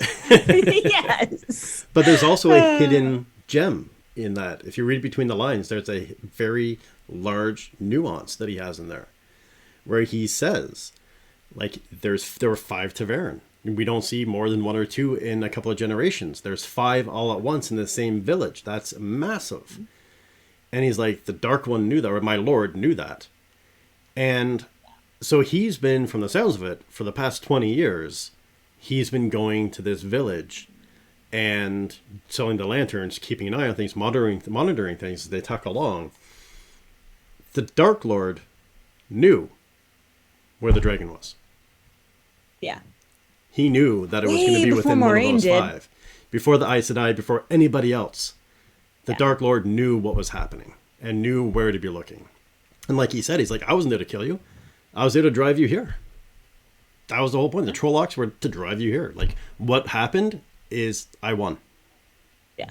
Well, and that now finally makes why Nynaeve wasn't killed makes sense. Because you're thinking a lot that it's he's trying to kill these people potentially. You don't know how intelligent the Trollocs are. So it definitely left me wondering at the very beginning of like, okay, well, why was Nynaeve saved? Why did they make a special job of carrying her off when other people were killed? And I like having that, like, no. The purpose wasn't just destroy your village. They had fun doing that anyways, but the purpose was to get this whole thing started. Especially, I imagine, when an Aes Sedai showed up and it was we need to get a move on this before she starts making plays. Yeah. I will add, though, that Trollocs do eat their dinners alive. So that's fantastic. I did like, there was something else that I read talking about, the fact that most animals that have horns and whatnot are actually herbivores. So it is interesting choices in character design when we make all of these very carnivorous things with all of these horns. Just as a little world building aside for other writers. So, hello, JMac, welcome. Yeah, welcome. Yeah, so we have like this thing, like it's kind of puts a pin on the whole storyline of what's been brought to this point, is that it's all been kind of directed and geared and massaged by the Dark One's army. And it makes more sense that Fane was following along, silently cracking a whip behind them, driving them to where they needed to go, and making sure that they didn't fall too far off the path. Because, he was in Fal Dara, he was in Shadar Logoth, he was in Tar Valon, he was everywhere they were, he was. Yep, even the ways. Yeah. And so now we have this thing. But then that brings us back to the whole reason we're having this conversation. And obviously the main thing that we have to talk about is the conversation between Lan and Nynaeve. Yeah, of course. that is something that lovely... bothered me. Yeah. Yes. That lovely conversation where the Two Rivers Wisdom, who's 25 years old, learns of a tell of an Aes Sedai who's been bonded to her warder for 20 years that the warder doesn't know about, that she's going to show him, that the Aes Sedai was able to do, even though she was unconscious and draped over a horse for half the trip. And that, Nynaeve had only, actually met Moiraine and Lan in Two Rivers for like a day, but she somehow was able to figure out the tell and all of that. Yeah. Yeah. So that whole tell thing really stood out to me. That was a problem for me. Yes. Yeah. And author JMac, that I haven't read the books either. And these two lovely gentlemen have. So it is interesting always to see like the difference in even the way we experience the stories, given, people who have the book backstories versus me half the time just kind of fumbling around in the dark, depending on what I've been actually shown in the show. And to build on that, JMac, just so you know exactly what we're dealing with here, we have Sporkle McSpork, aka Billy, who is a super fan who's read all the books multiple times and is an actor. We have LJ, who's a author and has not read the books. And we have myself, who is an author, who is a massive super fan, read all the books several times, but then got hit by a car, suffered massive brain damage, and lost a lot of my memories. So we've got a really interesting angle everything at how we're looking at this. So we have the super fan that knew everything and forgot it. We have the super fan that knows everything and remembers it and has an actor's perspective. And then we have the fan. No, you remember everything, Billy. Yes, and remember, it's you're the reason we have the show. Yes, Right. Billy's the one behind it all. He is the Glue it all Ryan together. Reynolds behind Deadpool. Yes, exactly. But yeah, no, this plot point of Nynaeve being like, yo, I know how you can track Moraine. And it's just like, dude, even if the bond is broken, you've got this character who is already established as very world wise and a tracker and all of these things, that it was just like, why not just have him need that little extra push out the door? And you could have given him that little push out the door and have him just track Rand. Yeah. Like, or if they just had left it, honestly, the whole thing of being like, you want me to go? Like you're an exceptional woman. That whole scene was beautiful. Like the scene with them was beautiful. The only thing that punched a hole through it was this tracking thing, for me at least. But even just to have that be like, oh, I can go. Like you would be willing to let me go without an argument, without a fight, that kind of thing is great. But the other thing too is to have like someone who is her warder, who it's his sole job in the world to protect her, and he knows all of this stuff, and he's a tracker, and he does all these wonderful things. Would he not be able in 20 years to be able to be like, Moraine, you keep dropping your candy wrappers and sunflower seed shells behind us. Pick them up. yeah. And stop what you're doing. Right? Like you'd think if there was a tell, he would pick up on it by this point. And like, again, not to mention, it's not like they were trying to be sneaky. Like they left and they were trying to be fast. And you can either be slow and cover some of your tracks, or you can be fast and leave one heck of a good trail. Those are your options. They were going fast. Not to mention the fact that they know where they were going. It wasn't like, Yeah. did they decide to stop at Starbucks on the way? They're going to the eye of the world. Yeah. Lan Yeah, this isn't would Game of know where Thrones. that There's no is. Starbucks. But Lan would know where that is.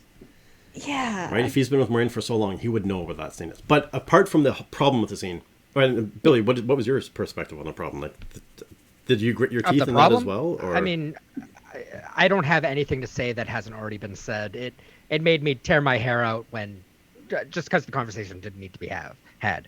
Like, there was already an established reason why Lan should be able to follow Moraine, in my opinion. There was no need to have this conversation. So I didn't have anything other than that really to think of it. The scene, although very heartwarming, felt like filler, felt like a beat just to relax on the action, which I appreciated, but Yeah. didn't really help me with anything. I did really, though, appreciate the wisdom never marries, but if I go into the tower, I won't be your wisdom. I'll be an Aes Sedai. And then his line of, I'll hate and love the man that you choose. And I thought that was a beautiful moment. And I appreciated that from it. But the rest of it was very much, a filler. And I mean, the other thing, too, was that it did give the opportunity for them to express their emotions to each other. And like we discussed last episode, there was still like not the I love you, and jumping in and making out and kissing and all this stuff. Yeah. It was still this very kind of awkward, stilted, like, you are a wonderful woman and more beautiful than the sunrise. And it was like, Yeah. it showed the kind of awkwardness that they inherently have with each other. Yeah, I appreciated that it wasn't suddenly like just being super smooth and whatnot. It was still the like, I don't really know what to do with you and my feelings for you, so that'll do, pig. Like it very much has that moment of the Yeah. like. I think it was, And as someone who is really awkward in like when I talk to my husband, it's always the like, I don't know how to be gushy and romantic with you, so just yay, I love you. I'm making it awkward. I'm sorry. It felt very much like that. So yeah, it was the like, okay, cool. I am okay with this. yeah, I thought it was more of a, like Billy said, a beat in the story, which was needed because they didn't have enough beats in this. Hey, Composer, welcome, welcome. Oh man, I was going to say, to be fair, I love Composer too, but what a moment to show up on. For those of you in chat, Composer's my husband. But yeah, Hi, that honey. and I also thought it was a bit of a character development. Like it was furthering Yeah. the characters of the two of them together. Oh, Yeah. the whole time, just quietly lurking in the Oh, background. well, quiet. Yeah. One good moment to come in then. But yeah, so Lan does go off and follow, and then so now we're actually to the meat of this, which is the fact that they've been out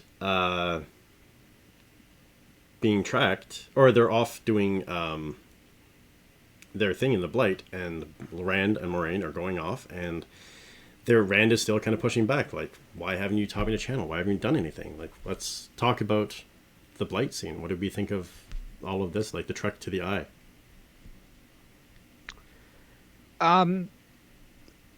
I didn't have a problem with it overall.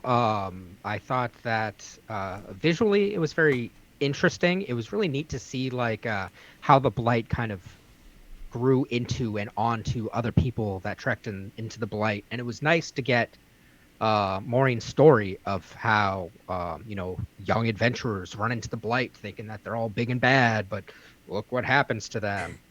Don't touch that. Like it was just, Yeah. it felt very like, yeah, that's exactly what should happen while you're walking through this Blight. But with everything else that was going on, these scenes always felt jarring to get into because you were going from like high tension to this, high tension to this, high tension to this. Yeah. I found it was a bit too much of a flip-flop back and forth. Like, they should have spent more time focusing on each. Like, I understand the back and forth, but Yep. I did kind of catch that as well. And to me, that was kind of like a warning shot fired across the bow, where she was Yes. like, young men who are in over their heads that think they can do more than they can, come here. Yeah. Smarten up. That was kind of like, Don't touch that. Yeah. So, okay, one tiny thing though that did bother me and about the like don't touch anything was then like 30 seconds later it's the okay, we're going to take a break and we sit down Yeah. and we lean on things and I'm just like, Yeah. don't touch that. You're Yeah. going to die. What are Let's put you on doing? gloves. Like, But they do have the moss growing over Rand's hand. Yeah, and I thought that was funny because of exactly what LJ just said. They just say, "Hey, don't touch anything." Then they're like, "Okay, let's take a Let's nap sit on down." this, Yeah. rotting blight tree." And Yeah. then something's like growing on top of it. I was just like, And we've got 30 minutes max, so let's take a nap. It's like, yeah. okay, but so long as your watch has an alarm, you're okay. You'll wake up. Like, Yeah. Well, and admittedly, that as Bookworm Lex said, and yeah, not the J-Mac, it was everywhere. But the fact that there was growth and there was green growth is something that's been kind of needling at me for 2 episodes. Is they like, this is an interesting choice for blight because most representations of blight are as death and not green life. That it does beg the question of is this just a different way that they're representing it? Is this something to kind of discuss how insidious it is?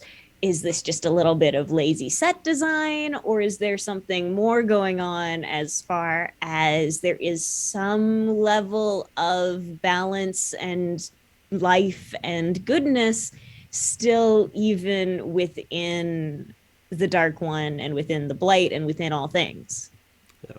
well, I think it also I'm shows overthinking that it. it is. In my mind, I took it as the fact that it's growing. The blight is constantly growing, and like I think that scene with Melchior was perfect, where it's like this looked like it happened for thousands of years ago, and she's like 40 at most. Up until 3 years ago, like 3 years ago, it was miles away from Tarwin's Gap. That's how fast he's moving. That's how strong he's growing. And to me, that was kind of like, yeah, there is growth. Like you can rot and decay takes time. But if you have something that can grow out ahead of it, because life tends to move faster, you can have something that grows out ahead of it and then the rot kind of picks up afterwards. Then there's this kind of, and everything is like the symbol of the white flame and the dragon fang, and everything is talking about good and evil and balance. Mm-hmm. And to me, that was just having a bit of balance.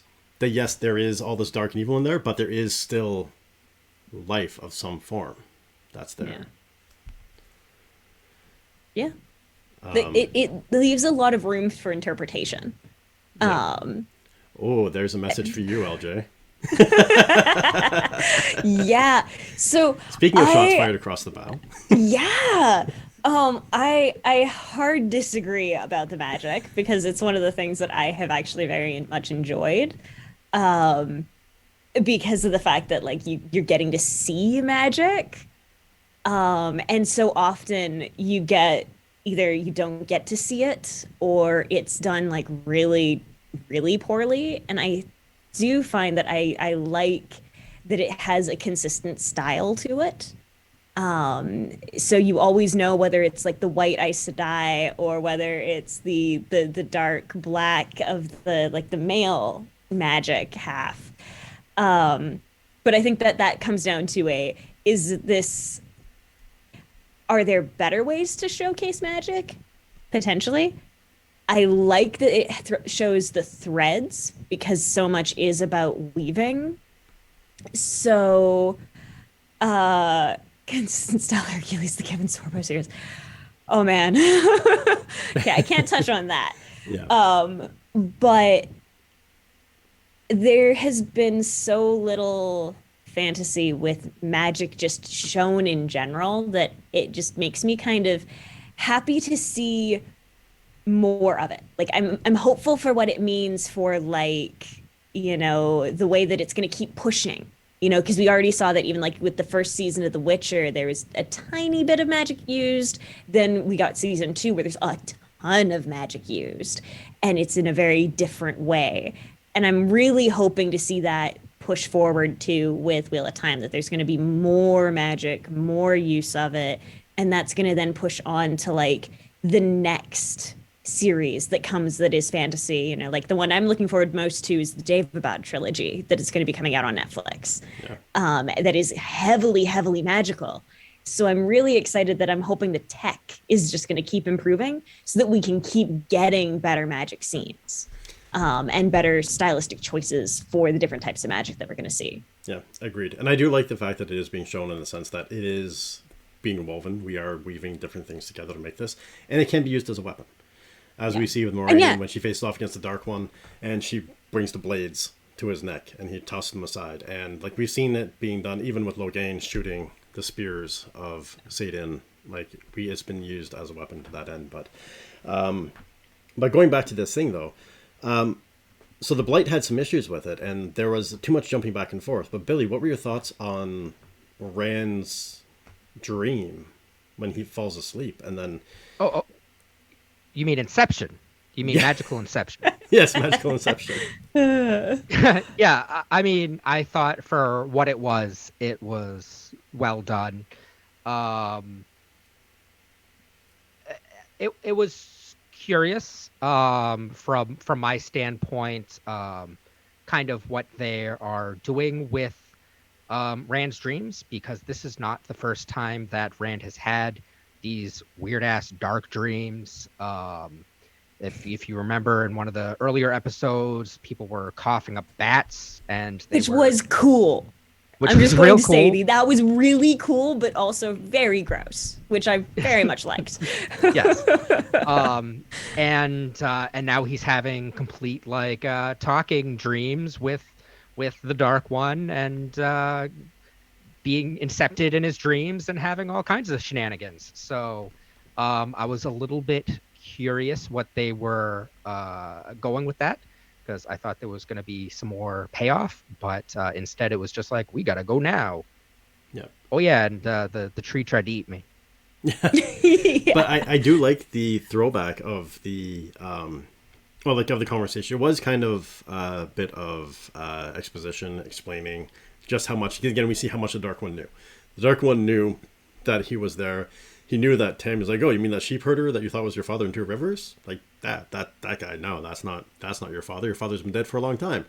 But also touching upon the bat, that shows that the Dark One, at least his touch, was present in that scene, because in the scene with Pat and Fane and the Fates killing everyone inside the castle, when Perrin is running to try to find Fane, he's spooked by a bat. Ooh, that's right. He is. He runs, he sees a bat, it flies in his face, he runs back and sees everyone getting murdered. So the bat seemed to be the symbol of the Dark One. I'm cool with that. Yeah, Dun, Bats dun, are dun. excellent. yeah. So that's kind of cool. But risky choice in COVID times. Just saying. Bats are a risky bats. choice at all times. Yeah, All they times. are. But bats have been a part of this for a long time, and I think that's a good thing to that. But yeah, it seemed like there is a bit of a exposition of what's going on. Dark One is Batman confirmed. Composer and author Jamak being all the same. Batman. Damn it, was Dude, going I'd there. be totally okay with Rand versus Batman. That would be pretty awesome. I'd be okay. All right, with well, that. you're on the fanfic, LJ. There you Oh, go. no, I don't. Oh, no. So now you have to No, read no, all no, no. 17,000 pages of the book and read all the Batman canon and get a solid understanding so you can do this fanfic properly. We expect Yeah, it next week, by the way. Okay, I'm gonna make Carowyn do it. Perfect. I'm gonna outsource it to Carowyn and I'll just put my name on it. She can ghostwrite it for me. There we go. That works. But we do have this scene where like he does learn a lot about him, and I do really love the kind of the juxtaposition and the foreshadowing in that scene, where Rand shoots the arrow, it hits him in the eye, and he pushed. That was a cool scene where he pushed the mask or the blockage into his eye. And he's like, "That's better. We can talk now." And then there's the next time Rand attacks him is when he shatters the seal. So it's kind of like a seal, something sealing him away twice as shattered. So we get that bit of foreshadow in that conversation that they have with each other. And then Rand's thing of like, I'm not going to believe you. I don't believe anything you say. But then, so we have this scene, and then we also have this conversation with Moiraine about the Sangreal. And what we already covered, when you need it, the one power is going to be there. I'm not going to train you because that's just going to bring you closer to madness. So I'm going to bring you completely untrained to face off against the most powerful demon in the universe. And don't worry, it's going to be okay. Just believe. Just use this. Yeah, Have faith. It's foolish to go alone. Take this. Yes. exactly. Yeah. But we do have this scene of like of them understanding that, of him getting that, and then that kind of also sets the scene for the Dark One to be able to be like, "They're not even going to teach you anything. Come on, come here, come under my wing. You can rebuild the world to be anything you want it to be. I'm going to show you how." And see, that is one of those things that I do love, and I know I mentioned last time, is talking about the good villains in this situation always go the seduction route. Doesn't have to be sexual seduction. It is a seduction of power. And the, look, nobody has taught you anything. Let me just teach you. They've taught other people how to do things, but no. Of course they never taught you. Let me help you.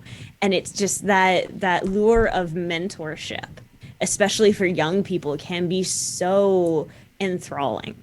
And that it makes it then more powerful when they don't fall for it, you know, and you get your Luke Skywalker moment of the, I'm not going to believe you. I'm not doing it this way. I am still going to stand for what's good and what's right. Yeah. So yeah. And then it brought forth the "you thought I was a queen, didn't you?" Yeah. Well, so did With I. all of that. Yeah. Which I'm so glad it wasn't. As the person who, you know, didn't read the books, I'm just very glad that it wasn't Egwene. Yeah. Well, and Lex, they actually do comment on that too, where she says that for the Sangreal, all the men put their power into it. All the men, like thousands of male channelers, put their power into this. Yeah, So it was specifically to be used by a man. which did make it a little bit of a like, okay, well, why were you even considering it to be one of the ladies at that point? Like it very much felt like if they had just made again one line tweak of just a, you know, 1,000 of our most powerful channelers created this, Yeah. then it would have kind of held a little bit better with the here. You know, it could have been Nynaeve or Egwene, but with saying here, it's this, it is the men, it is this, it is very much a. You should have been able to figure out all along that it was going to be one of the guys. Then you didn't need to bring the girls along. Well, that brings Like, up the idea of maybe there's another one that the women did that with. Maybe. That we don't know about. Yeah. But yeah, they do need to fill plot holes in that. So is there anything to be said further about that whole thing before we actually enter into the Eye of the World? Or I've got nothing to say. I liked Rand stabbing himself in the dream. I appreciate the commitment that has to go for that of the like, no, I am 99% positive this is a dream and I can kill myself to wake up out of it. yeah, Because man, that would have sucked if it had been like, no, dude, no, like actually, alive. you were that's awake and you're dying. but if they did What that, are that would you have been doing? great for the Dark One just to be like, seriously, this is what you sent? Like, It's like now I don't get to escape and I have to wait for another dragon to show up. God damn it! Yeah, no, that That- would have been just It would have been a great twist if he did that. He was awake, so it actually killed him, and Yeah. that's how everyone realizes he's not the dragon. right. or to have the Just be Dark like, One well, heal him.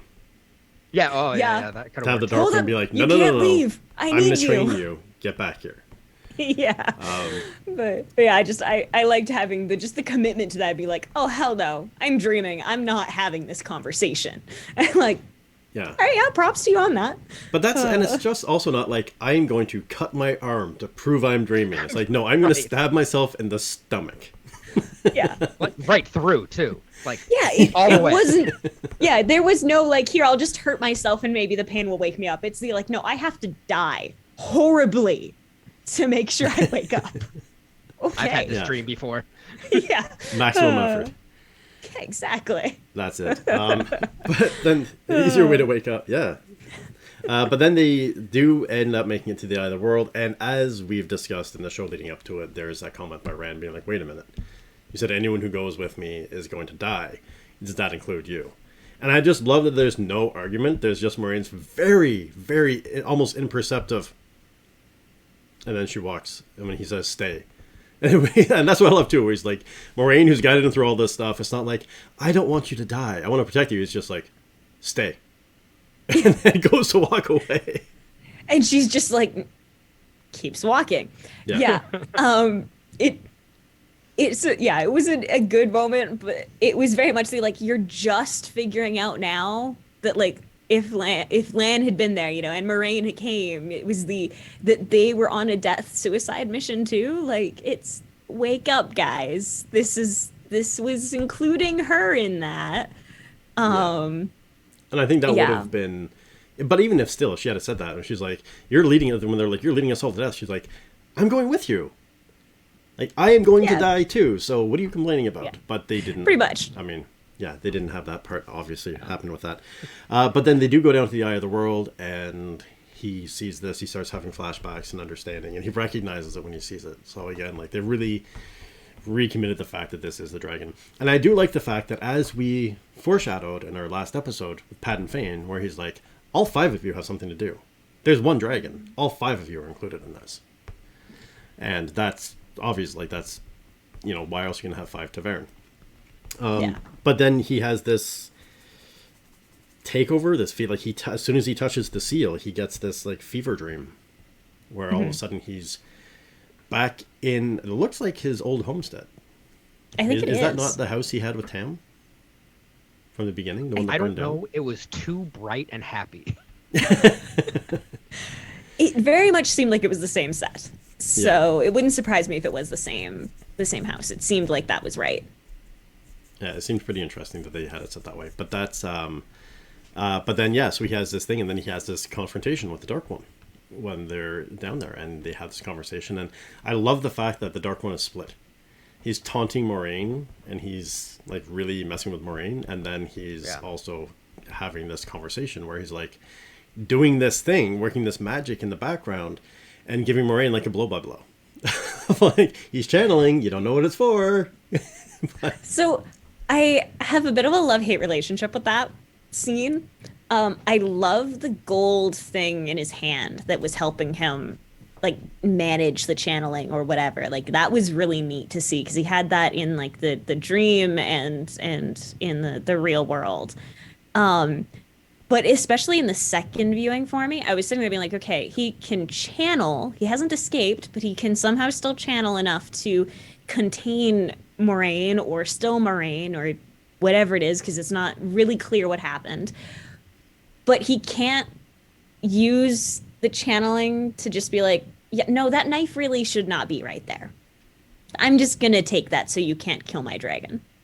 Like, that was a bit of a plot hole for me of the like, okay, he's able to make an impact of some kind on the real world. But what if he Why had, not? if he had have done that though? Do you think that wouldn't have just upped the stakes? Or if he'd looked at it and be like, oh, that's your play. Okay, if the time comes, I'm just going to go, and the knife is going to disappear before you can react. Yeah, I don't know. Or because the thing is, if he takes the knife away, then she's going to up the stakes and try to come up with something else, or just try to outright kill him. In my Yeah. mind, like that might have been him taking a smart play and being like, okay, you've shown me your hand, so I'm just going to watch and make sure you don't play it. Yeah, that's fair. The way I looked at it was, in this situation, the Dark One couldn't lose. Either Rand joins him, or Moraine kills him, and he can't fight against him.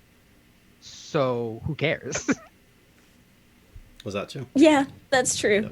But That's he needs fair. the dragon to help him break free, Sure. right? Yeah. So I don't know. That's the thing. It was an interesting scene for that. But again, and that's the thing with Moraine. Like I don't know, when they stilled or they gentled Logain, we saw everything pull out from him, and like in these massive waves. With this, you saw the power go in, and then after the power went in, you see him kind of go like this. And to me, that was kind of almost like he was locking. Like to me, it looked more as he blocked her from the source and blocked it, or like locked it so that he could walk away and do whatever the hell he wanted and not have to worry about this thing ever coming down. Like he needs to take that block off of her, because he even says it must be miserable to know the source is right at your fingertips, but you can't touch it. So I wasn't sure with that line because it was either she already knows to access the source. So even if she had lost it completely, I feel like that line would still hit the same because you know it's there.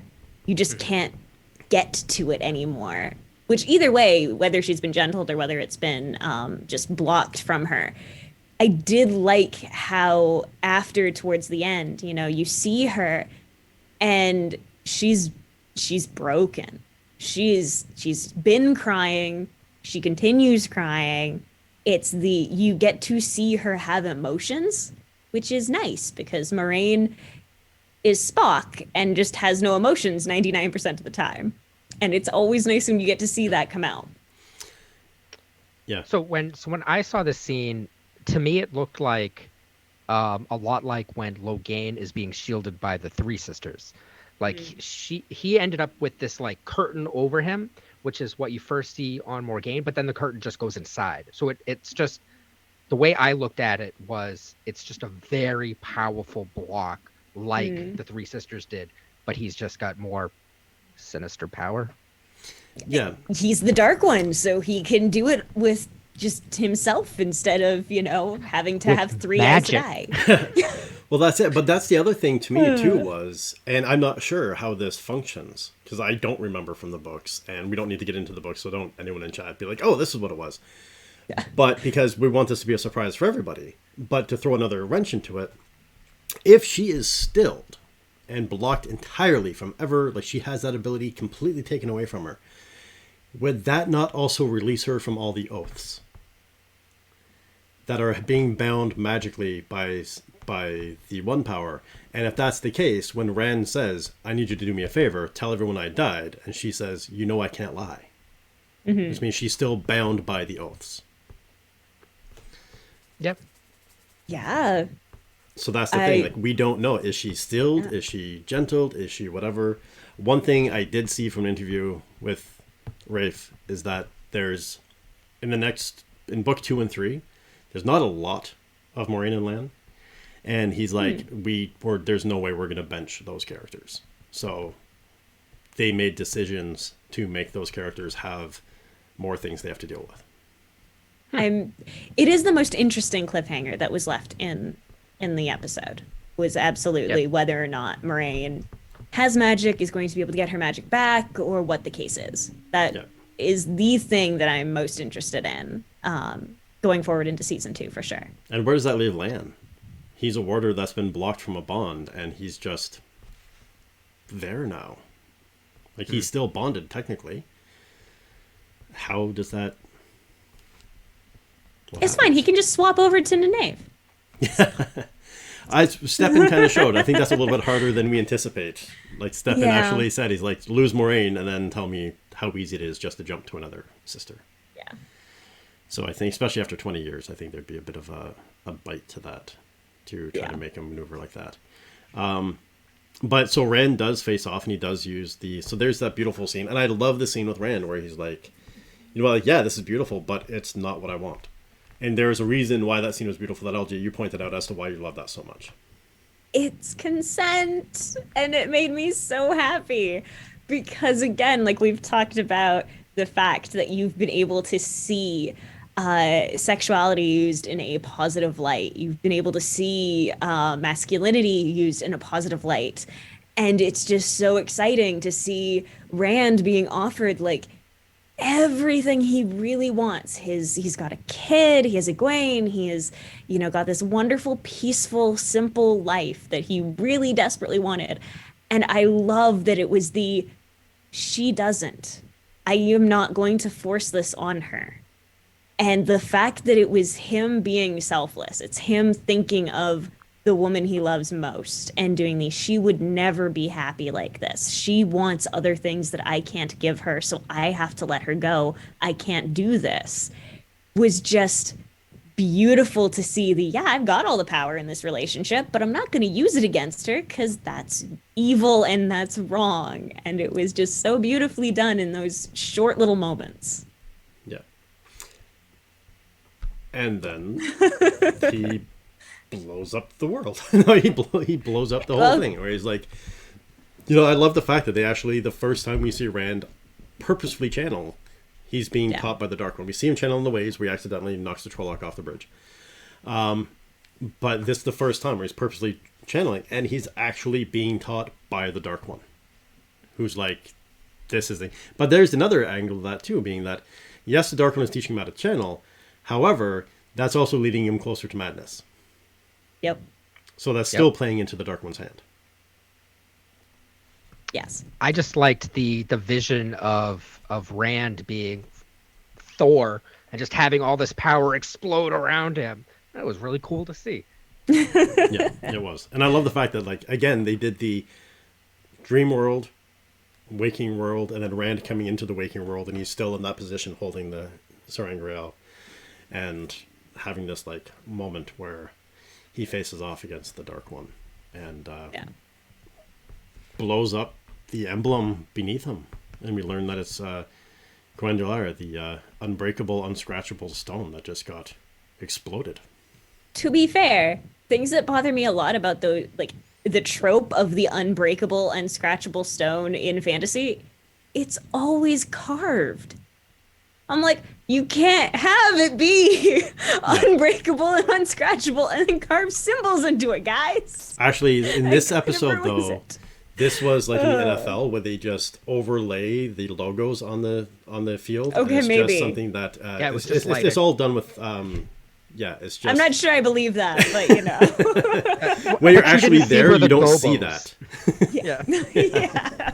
You only see it when you're watching it on TV. Yeah. But there is a thing. Lex is right. There is a thing that comes up with the carving. They do. That's the thing is, as frustrating as it is that there's plot holes and there's issues and there's a thing with this right now. The series does do in the books, and I'm sure they're going to do the same with the show. They do a really good job of filling in the plot holes in time. Yeah. Yep. Yeah, they will explain things in time. It is, I think, though, a failing of the show when it comes to introducing the world to the Wheel of Time and to Robert Jordan for people like myself and author J Mac, that there are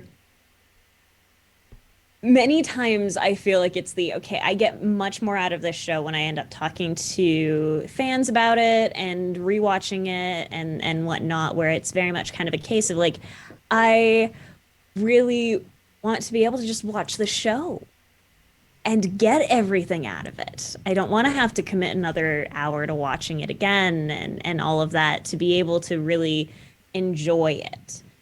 So I'm hoping that that is something they're going to fix and do a bit better in season two when they're not having to, have frantic rewrites, hopefully, and reshoots and all of that kind of stuff. But yeah. I think so. But so that's where we leave it with that scene there is Rand walks away saying, "Tell everyone I'm dead." And Peace. yeah, and Moraine is shattered, as is the Yeah. seal on the ground. And then Lan comes in. And I think, like LJ, you said earlier that there's like, you're like, well, Lan didn't even react. I don't think in this instance that Lan would react. He walks in, Yeah. he sees the seal is broken, Rand is gone, Moraine is shattered. So for him to be like, "Why'd you leave me behind?" would be kind of like a petulant child. I think this is kind of like, wow, it really popped off down here. Okay, what do you need? I'm here for That's it. fair. That's fair. I hope that there is payoff later, though, of him doing the like, for fucking real, though. Yeah. You ditched me. Yeah, I can do this What the again. hell? Or at least make reference back to it if she like Yeah. ever gets her magic back and blocks him again, or if she ever goes like to leave somewhere, be like, "No, look what happened last time you left me." Yeah. Well, and even again on the consent thing, like he's told her over and over again, like you've never prevented me from doing anything. You've never like I've never been unwilling in this partnership. And then to have her revoking his ability to make decisions and be informed and to consent to these things, even if it's not in any kind of sexual way, it's still a you've changed the dynamic of the relationship from a partnership to a I'm the boss, you follow. And I really hope that, yeah, later on that trust issues come from that and whatnot, because she has proven herself now to be untrustworthy to him when he, as far as I can see, has not done anything to earn that distrust. Yeah, but as we've seen throughout the So- series, though, she has had kind of one foot halfway out the door Yeah. leading up to this point. So, Lex, this you're like, oh, is that foreshadowing for the season one finale? This was the season one finale. There's no other episodes. This is it. Yeah. Now we're waiting for season two. Now we play the waiting Yeah. game again. But with that, this is all kind of Uh, we missed it. we Something missed else it. that we Oh, said something from else. Oh, okay. one of the earlier episodes. oh from the earlier, yeah. But that was so that's where we kind of leave things, where we've covered off how Green Nynaeve and Perrin, now their storylines are kind of left, and they're left kind of hanging. Everyone is kind of left in a point of despair at the end of the series. Yes. And yeah, it's left in a really kind of like, I'm excited for season two. I'm excited to see what's happening. I know there were some issues with this one, but it's the pilot season. There were some problems. And then we leave it with we end the season on a surfer's dream. Yeah, now we can bring up the point because I know author Jamak asked a question about the boats Oh, that's the thing. When earlier. Yeah. Yeah. you I- try losing Moraine and tell me how easy it is. Maybe that is the foreshadowing to the ending of that. But yeah, the boats yeah, and the- the wave. Yeah, that's a little overkill on the one child that's happened to be on the beach. And yeah, as someone who doesn't know anything about them, my first impression was very much the like, oh, well, the Dark One's clearly not dead. I don't know if he is bound or released. It's very unclear at this point. But he's definitely summoning people to him. This very much felt like it was the, here, this is just reinforcements to the Trolloc army. This is just the Corsairs showing up. And admittedly, I don't remember seeing a seawall for like I thought that it was just like forest No, there was a big and cliff beach. behind. There Okay. was a big cliff. And to be fair, you say it's overkill, but that little girl is the person that killed John Wick's dog. Oh, okay. Well, in that case, never mind. That's So well worth it. Yeah. Billy's Well not even worth it. cracking a smile at this point. But no, but And you it's got the, puns, but not John Wick. Shame, Billy. But I mean, we Shame. do have these beautiful boats. Like the boats were gorgeous. The characters are gorgeous. The the sails, like these wing sails, and They're the really stuff, cool, it was like really really junks. cool. And yeah, it just excuse me, leaves everything on this really tense. Like yeah, everyone is laid out and devastated and laid bare. I don't think anyone, except for Min, who just booked it last minute. No one is left Which good in call. a good yeah, because no one is left in a good state after this. Yeah. And then this happens. So while everyone is still scrambling to pick up the pieces, now there's this massive wave and these like 30 junks that have just shown up with pretty powerful women that can channel. Yeah. That they have funky gold mouthpieces, but they can channel and they rise the water and Oh, mouthpieces. I thought they just had really big pacifiers. that could be it. There you go. And pacifiers don't have Yeah. a ring though, so Well, I mean, it could they're be really much. goth. So But, yeah.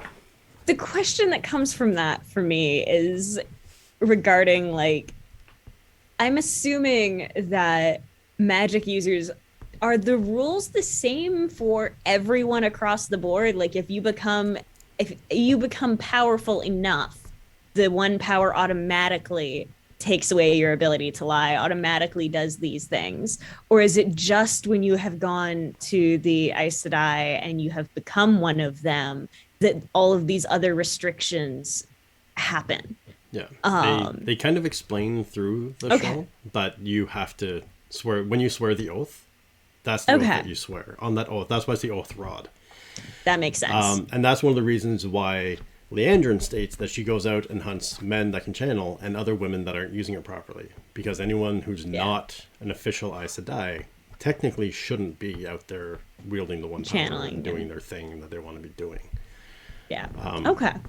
Yeah, because they're not bound by the oaths. And as Siobhan Sanch says in the Maryland Seat throne room, that it is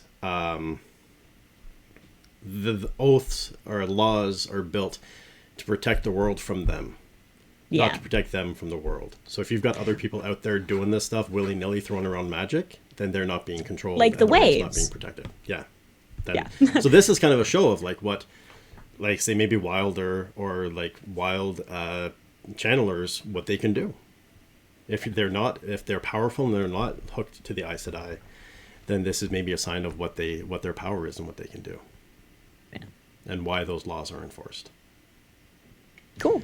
So all in all, I have to say, faults, flaws, and missteps aside, I loved the series. I'm excited to see it happen. I'm excited to see it move forward. And I think, it's sad that the final episode had the most issues in my mind than all of the rest. But I still loved it. I'm still going to watch it again and again and again. And overall, I'm a fan. Billy? Yeah, absolutely. I feel the same way. Having this be 30 years in the making for me, I wouldn't give it up for the world.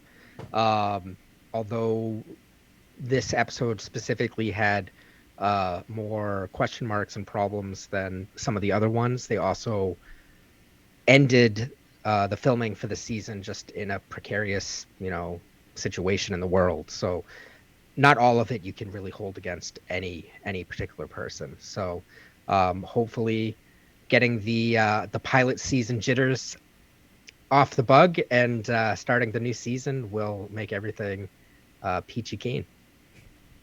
There we go. So I have not been waiting 30 years for this, clearly, since, no book history. I cannot say that I loved it because I didn't love it. I am excited for what it has done and for what hope I continue to have for just more medieval fantasy stories.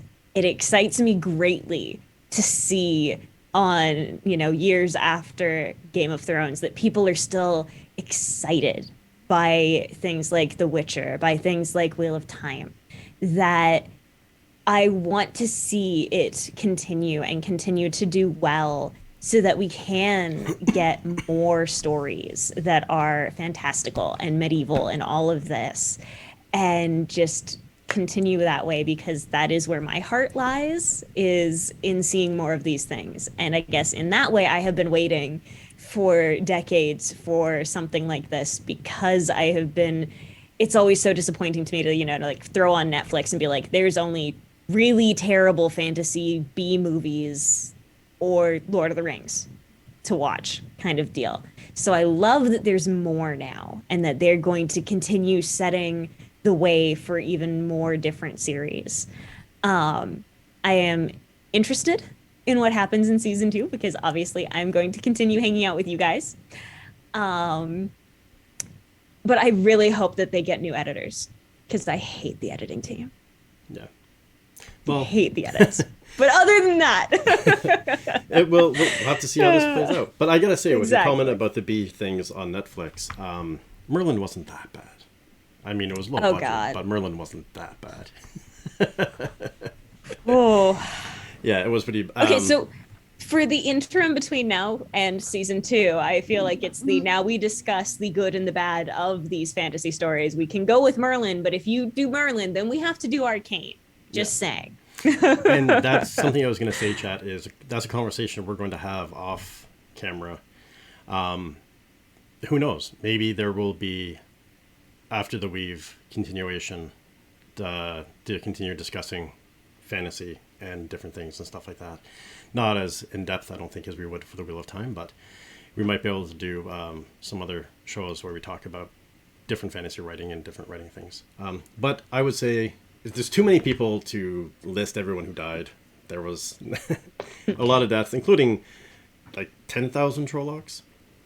Yeah, But, I'm toasting to those poor Trollocs who, they just followed orders. They were just following orders. Just following orders. Yeah, I am lame and also just have water. Yeah. I've I'm actually, Elisa. yeah, I poured out the Lagavulin 8-year-old, so Ooh, we got something special with this one. But cheers to the series, cheers to everyone that died, and a big toast to everyone that has made this happen to this point and have given us the show to watch and a reason to have after the Weave. So cheers to everyone. Thank you for a wonderful season of Wheel of Time, and we look forward to to season 2. yeah. Prost. Cheers. All right. So with that, I think it's time to take a look at the inks that I've got that have been brought back. So chat, I'm going Yes. to pause everything. I'm going to go say fare thee well to my co-hosts, and I will be back in just a moment.